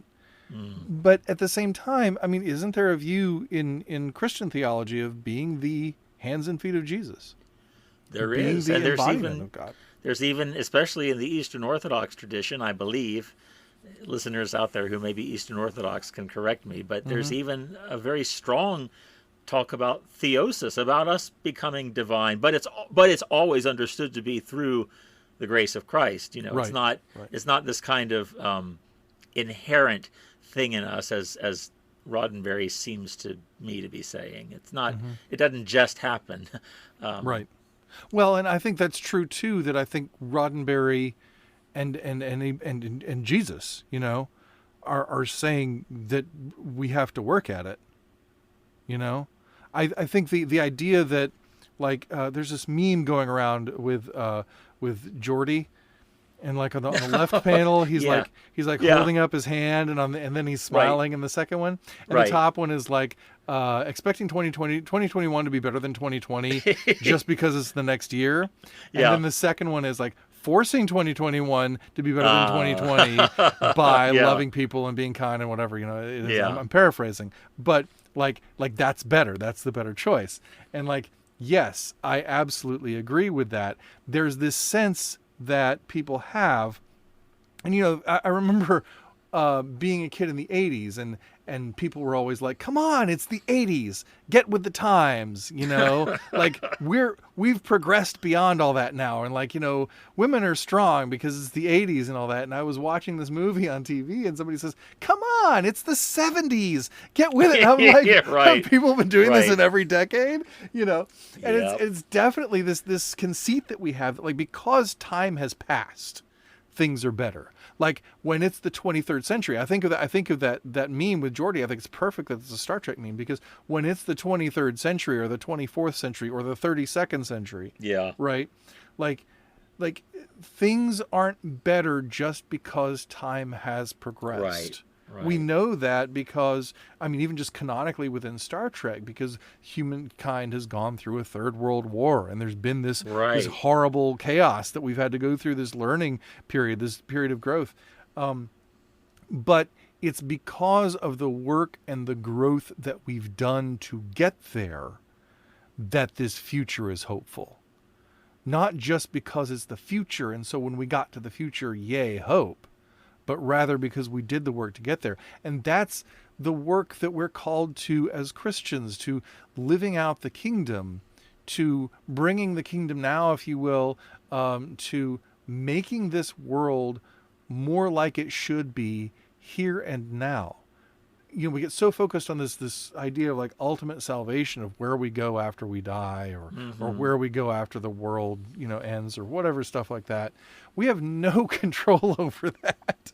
True enough. You know, what we do have control over, and what salvation I think is most important and is accessible to us right now, is the salvation of what Paul calls the renewing of our minds, which is a constant, recurring process of being better humans. What Data says at the end of Data's day: learning, changing, growing, and trying to become more than what we are. That's the essential project of being human. And if we're not engaged in that in proactive ways, in positively and affirmational ways, then we're going to slide, and we're not going to progress. And the more of us are engaged in that process in life-giving ways, the better society we're going to create.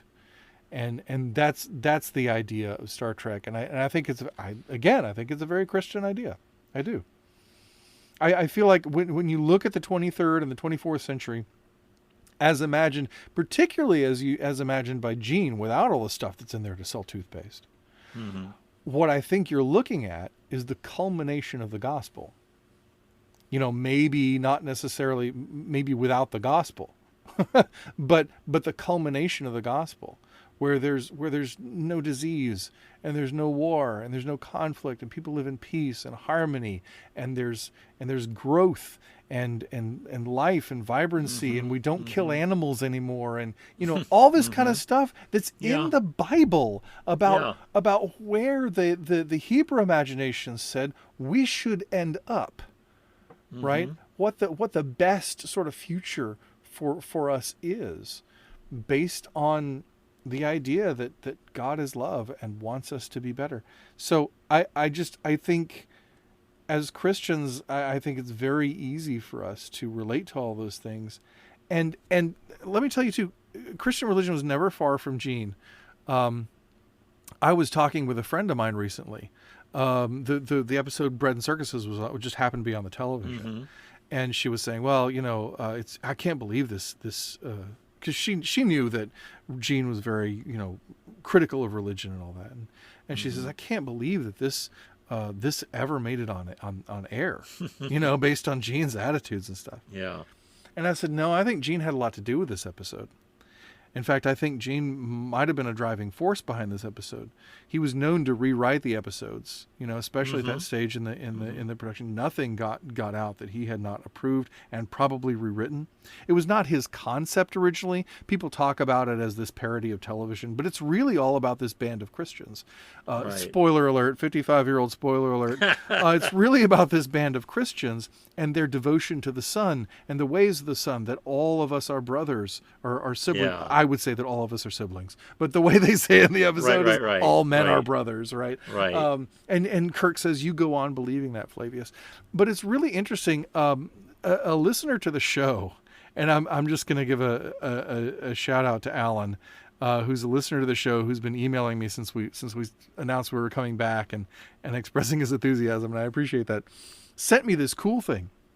It's this page.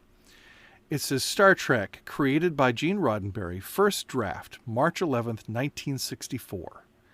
Star Trek is a 1-hour dramatic television series, action-adventure, science fiction. Look at that action-adventure right up front. There you go. The first such concept with strong central lead characters, plus other continuing regulars. While maintaining a familiar central location and regular cast, explores an anthology-like range of exciting human experience. For example, as varied as, and there are several different things in here. And see if they sound familiar. The Next Cage. The desperation of our series lead, caged and on exhibition like an animal, then offered a mate. The Cage, right? I'd like to see that one. Yeah. The Day Charlie Became God. The accidental occurrence of infinite power to do all things in the hands of a very finite man. That's where no man has gone before. That's Charlie X. Yeah. That's Strange Energies. Right? Yeah. That's Q Who. When Riker is offered the power of the Q. So this idea of God and the power of God being given to humans, and whether humans could wield the power of God, that's from Gene, right in the very conception of the series. President Capone, A Parallel World, Chicago, 10 years after Al Capone won and imposed gangland statutes upon the nations. I mean, that's a piece of the action. To skin a Tyrannosaurus, a modern man reduced to a sling and a club in a world of 1 million BC. That's the episode, I can't think of the name of it, when Spock is reduced to his primitive nature and eats meat. I was thinking maybe that was going to be Arena. It's not really a Tyrannosaurus, but... all right, a little bit Arena. Not bad. Not bad. Yeah. But there's stuff like that. What's the one where he eats meat? I can't even think of it. All Our Yesterdays. All Our Yesterdays. Thank you very much.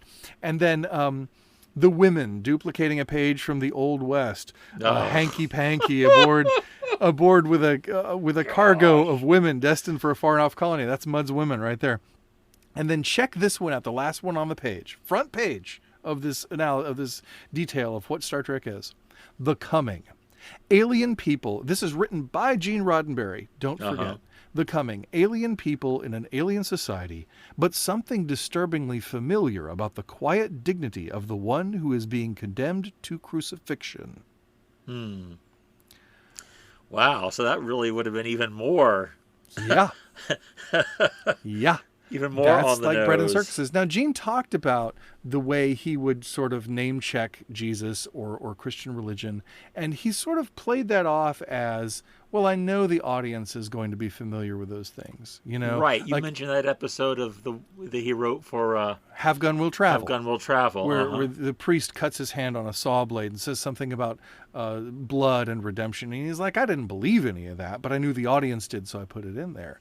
But he's still very attracted to Jesus, and he still greatly affirmed Jesus. He talks, I mean, I quote him in the book, he talks about affirming Jesus' teachings and the wisdom of Jesus and the glory of Jesus. He loved Jesus. He thought Jesus was great. He kind of, Jesus was Landru, and Christianity was the religion, you know, of the Return of the Archons. Yeah. So, so Gene had, you know, yes, very, very critical things to say about religion, but definitely had a theology. As much as he was a hedonist, as much as he loved to have dalliances with all sorts of women, of which Majel was aware, you know, which was very hard on her, I think. If you look at the interview that she did in Trek Nation, where Rod interviewed her about that and kind of pressed her on that, you can see there's something really deep there. It's uncomfortable a little.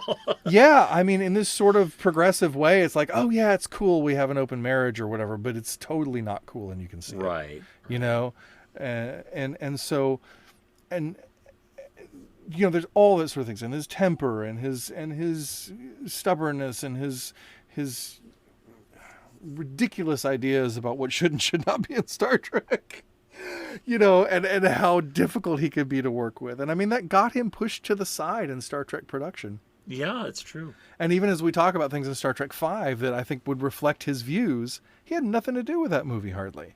You know, by Star Trek II, he was a consultant. Very much sidelined even then, Yeah. But that's why he did TNG, because he got carte blanche. He got to really do the series that he wanted to do.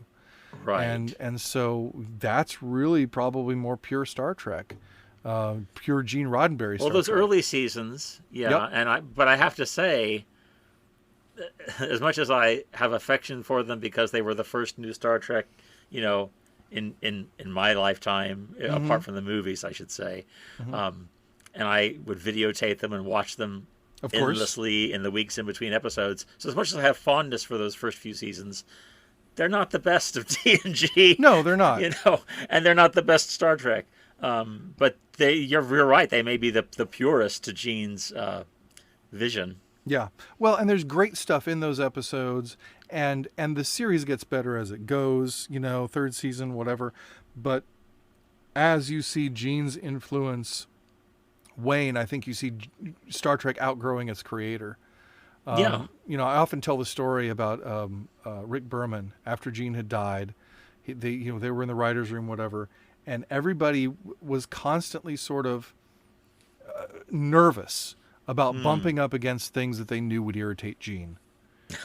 And he said there was this little bust of Gene in the room that was always sitting there. And he said, I had a ribbon in my pocket, and I just took out the ribbon and I wrapped it around the little bust's eyes and tied it there. And that stayed there for the rest of the production of Star Trek. He says, like, Gene's here, but he doesn't have to know everything that's going on. That's funny.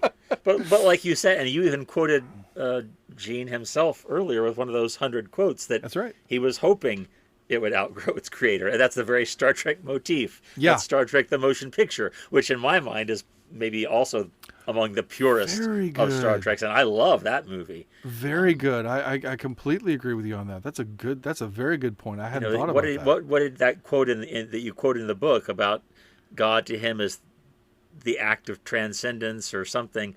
I mean, I was thinking of Decker and Ilea merging with V'ger at the end of the movie there. That's, you know, I when I was still blogging for the Sci-Fi Christian, I wrote it kind of tongue-in-cheek, but not really, that Star Trek the Motion Picture's my kind of Christmas movie that isn't a Christmas movie. Oh, like nice. Die Hard is for some people.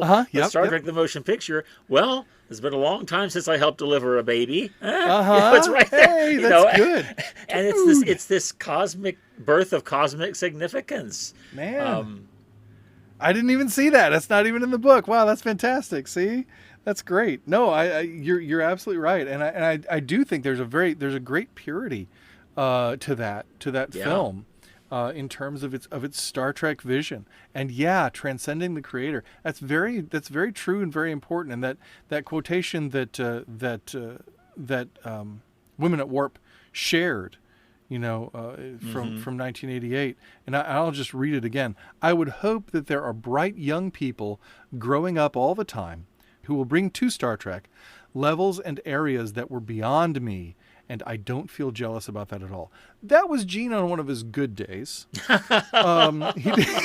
Yes, but we all have our good days and our bad days. He wasn't always having a good day, but that was one of his good days in 1988. So that was about 3 years before he died. I think he might have been starting to be in bad health by then. I think he was mellowing out by that time in his life too, in all honesty, especially reading his conversation with Yvonne Fern, which ran right up to his death. Yeah.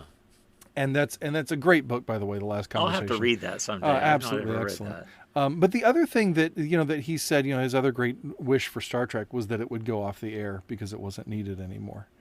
And I really like that.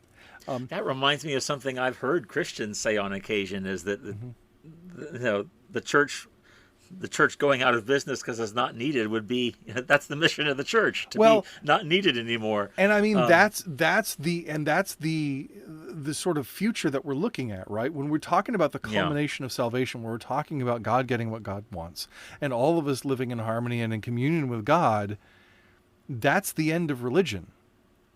So right. So no one will say to the other, "Know the Lord." They will all know me. Exactly. Yeah. And so the idea that Gene has that in the future religion will have fallen out of fashion, well, that's kind of true. It's just like this the song "Imagine" by John Lennon. I think a lot of Christians get annoyed with it because it's like, imagine there's no heaven, imagine there's no hell below us, and there's no religion. No religion too. Right. Like, yeah, that's how it will be. if the culmination of salvation is what we believe to be, there will be no religion, and that is an ideal future because we don't need religion because we'll be in direct communion with God. And the direct communion with God piece. That's something that I still wonder how much Gene's beliefs approximated. I don't know. You're right. I guess that's the point. You're right. And I mean, I think his thing was that his distaste for religion was such that he said, we don't have a chaplet on the Enterprise because there's so many different faiths that everybody's their own chaplain. That's why he even consented. I think there's just sort of a concession to having a chapel on the Enterprise to begin with. But he's like, we don't have a chaplain because there's no way one chaplain could handle everybody. And that's kind of the function that Deanna Troi plays in Next Generation by coming at it from a psychological angle. That's interesting. Yeah. She kind of functions as a priest. But that idea, and then he's also talking about to Terrence Sweeney. He's talking about, I think about this future where we become one with the all. He says you don't go away when you die. You become one with the all. He says that I see us all sort of merging into this one consciousness. And then I find myself stepping back from that idea and saying, better we should have the loveliness of disagreeing. And I think that's a very good thing, because I think Tim and I talked about a long time ago, about the quotation from Robin Hood that God enjoys great variety in his creation. And I think that's absolutely right. Yeah, the Christian hope is not that we are drops that sink back into the cosmic ocean and lose all individuality. Right. We believe in the resurrection of the body, which is a way of saying we believe we will still be ourselves, only more. Right. Individuals, on a planet, on this planet, maybe on multiple planets, who knows? I don't know. But having a place to live on and to explore and to learn about and to grow in, in life-giving and challenging ways, not like what's the episode? This Side of Paradise. Thank you. Not like This Side of Paradise, where everybody's just placidly, surviving and enjoying perfect peace and having no challenge, but that we would actually be growing. But I want to make one thing very clear. We talk about union with God, I think that does come into Gene's view, or he thinks about it. I mean, he didn't really have a really solid ultimate end goal for his theology, but the idea that we are all a piece of God or all becoming God is interesting to me because we are all persons. And a central idea of his concept of God is that God is not a person. We talked earlier about, you were talking about, I resonate with that idea of God breathing into us, inspiring us. But Gene is not thinking of God breathing into us. Yeah. To Gene, God is the breath. God is the creative impulse. God is whatever it is about humans that makes them create art and do great things. Well, there's definitely resonance there too. There's a resonance there too, and I think it resonates more with the concept of the Holy Spirit. But exactly, the Spirit also can be translated breath. Right. But of course, the Spirit is also a person, and his very, very solid belief was that the idea of a God who is a person is too limiting. He says that's too limiting an idea for the all, the infinite. And again, looking at the differences in our views, I think that's really interesting that Gene has a reverence for God that says that God is greater than the concepts we can put on God. And I think that is actually also a biblical concept that we see through a mirror darkly or through a cloudy pane of glass.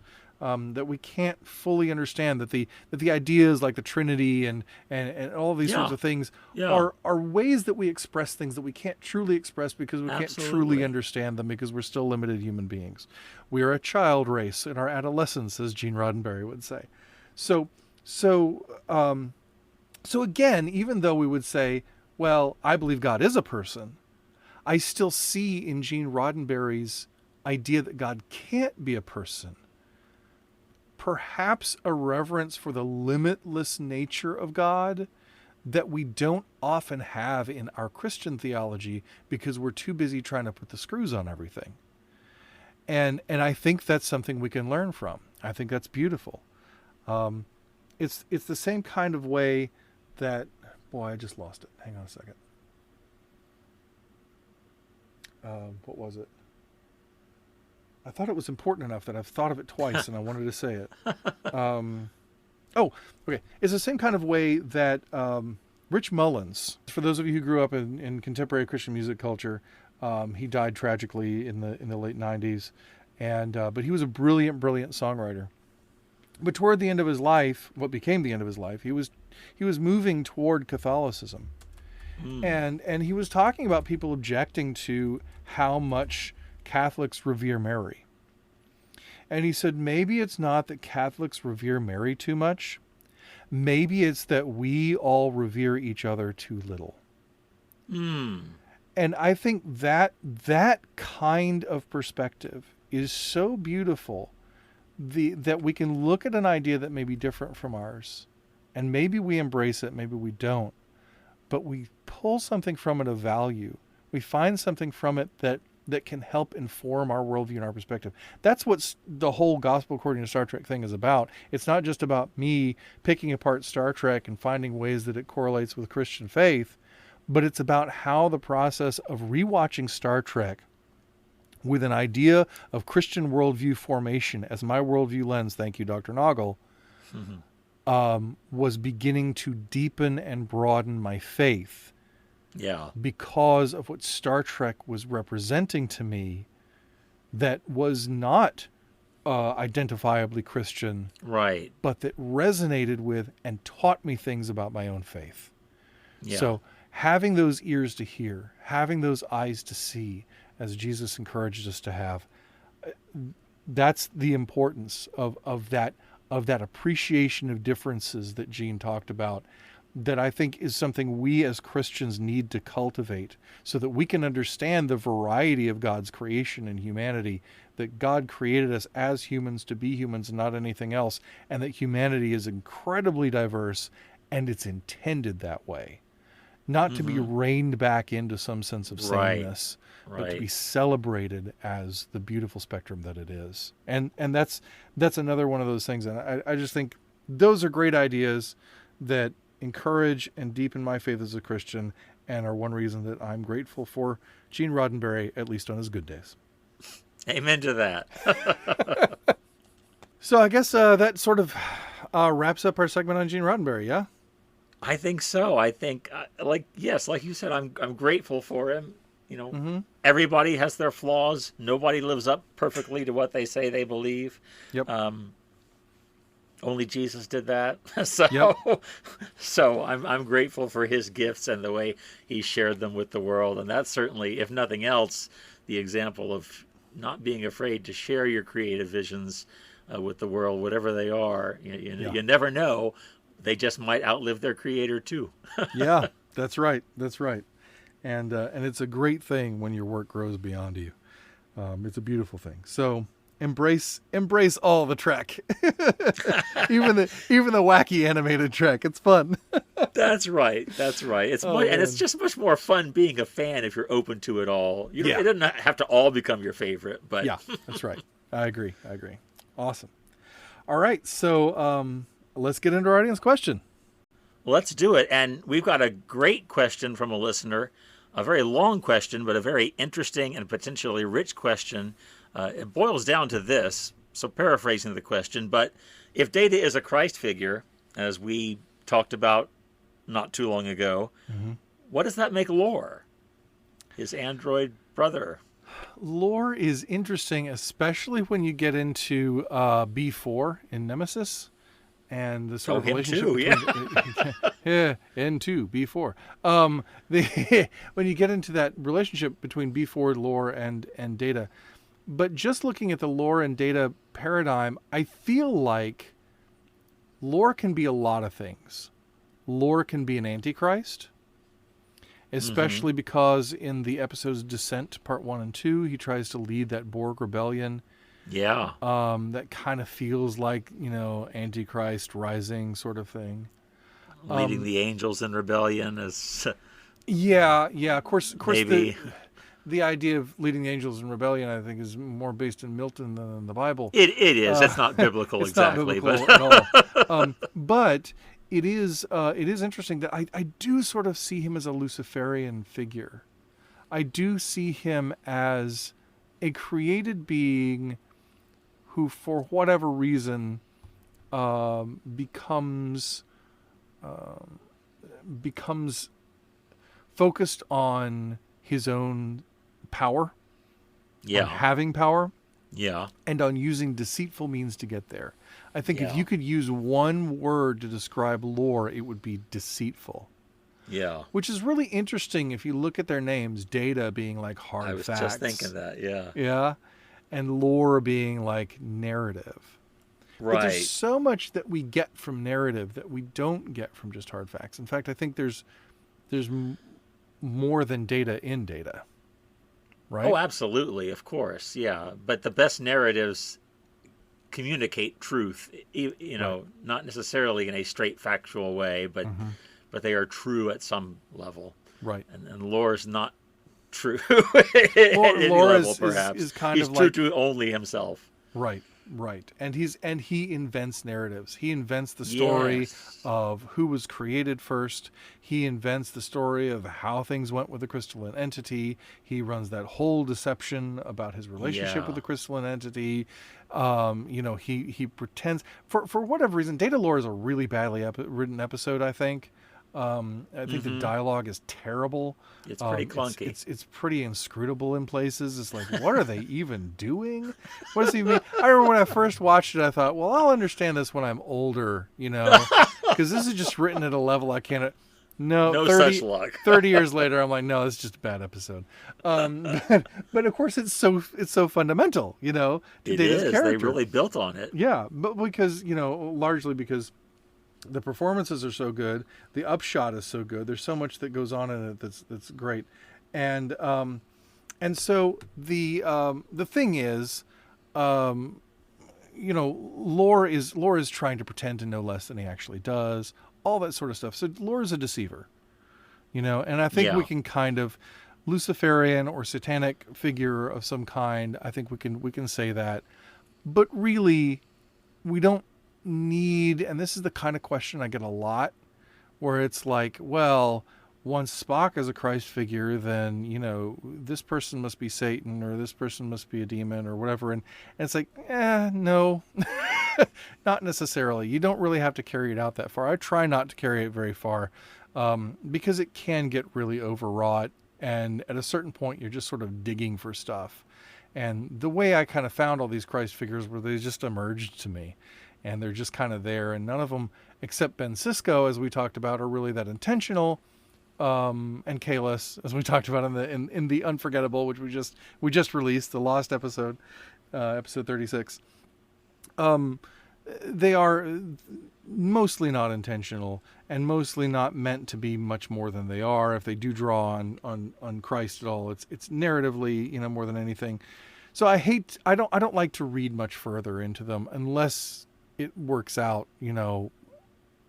very easily. And I feel like if I try to lock down who Lore is in relationship to Data as a Christ figure, I'm gonna get into a place where I'm trying to wedge it into a hole it doesn't necessarily fit in. Lore could also be fallen human, fallen Adam, before representing like the pure, innocent Adam and Lore being the corrupted fallen Adam. I don't know. What were you gonna say? Well, I was going to say the listener did specify in the question, they wondered if Lore might represent the sin nature, the unredeemed humanity. Yeah. So exactly. I think you've touched on that a little bit. I didn't take it so much as a question of how does. Maybe we paraphrase. Yeah, instead of looking for a specific biblical because figure. I didn't take it as a kind of challenge to make you prove Lore was something because we said Data was a Christ figure. I think it was more just an invitation to think about, are there some biblical, spiritual, religious connections with Lore? And I think you've laid out some very interesting ones. The idea of deceiver, in churches that follow the liturgical pattern and the common lectionary. The epistle reading just a few days ago, as we record this, was Ephesians 6, the armor of God passage. But Paul says we are given that armor to resist the wiles of the devil and, to withstand on the evil day. And it's interesting that, certainly we humans do plenty of bad stuff on our own, and we don't need a devil to blame a lot of it on. But I take it as, Paul's not letting humans off the hook. He's saying, for all the dark stuff humans do, and there's plenty, not even all of that can account ultimately for just how far short of God's will this world is. So there are cosmic powers in this present darkness, as the letter says, and so Lore may have some connections there. I think you're right. Absolutely, that's great. Thank you for the question, and folks, here we are in season 2. We need more questions. Send us more, please. You can send them to gospeltrekpodcast@gmail.com. I think that's before your sun burned hot in space. I have awaited a question. Maybe not that long. No, maybe we're not waiting that long. for your questions. That's great. That's great. All right, so Mike, what have we got going on next week? So next week we'll have a new episode of Lower Decks to talk about. I believe it's titled "We'll Always Have Tom Paris." So that should be fun. Not. No, I believe it is. I'm not making that up. I thought you meant our episode. No, Lower Decks episode. I don't know what our episode is going to be called. We don't work that far ahead, Kevin. Come on. Yeah, right. That's awesome. No, but we'll have that to discuss, and we'll have other as yet unspecified Star Trek goodness to sink our teeth into as well. That is fantastic. I hope you will be there with us, everybody. We're so glad to be back. In the meantime, please like, share, comment, rate, and subscribe. And also send us your questions at Gospel According to Star Trek on Twitter or on Facebook or on Instagram, or gospeltrekpodcast@gmail.com. We love to discuss your question on the show. You can also support us on Patreon, patreon.com/gospeltrekpodcast, or you can support us just by clicking on the support button on anchor.fm/GATST. You will get access to some cool bonus stuff and help us keep making content, and we really, really appreciate your support. That is going to wrap it up for this edition of the Gospel According to Star Trek podcast. Thank you so much for being here once again, and until next time. I'm Mike Poteet. And I'm Kevin Sinise, and as Jesus said in John 10:10, live long and prosper. See you next time.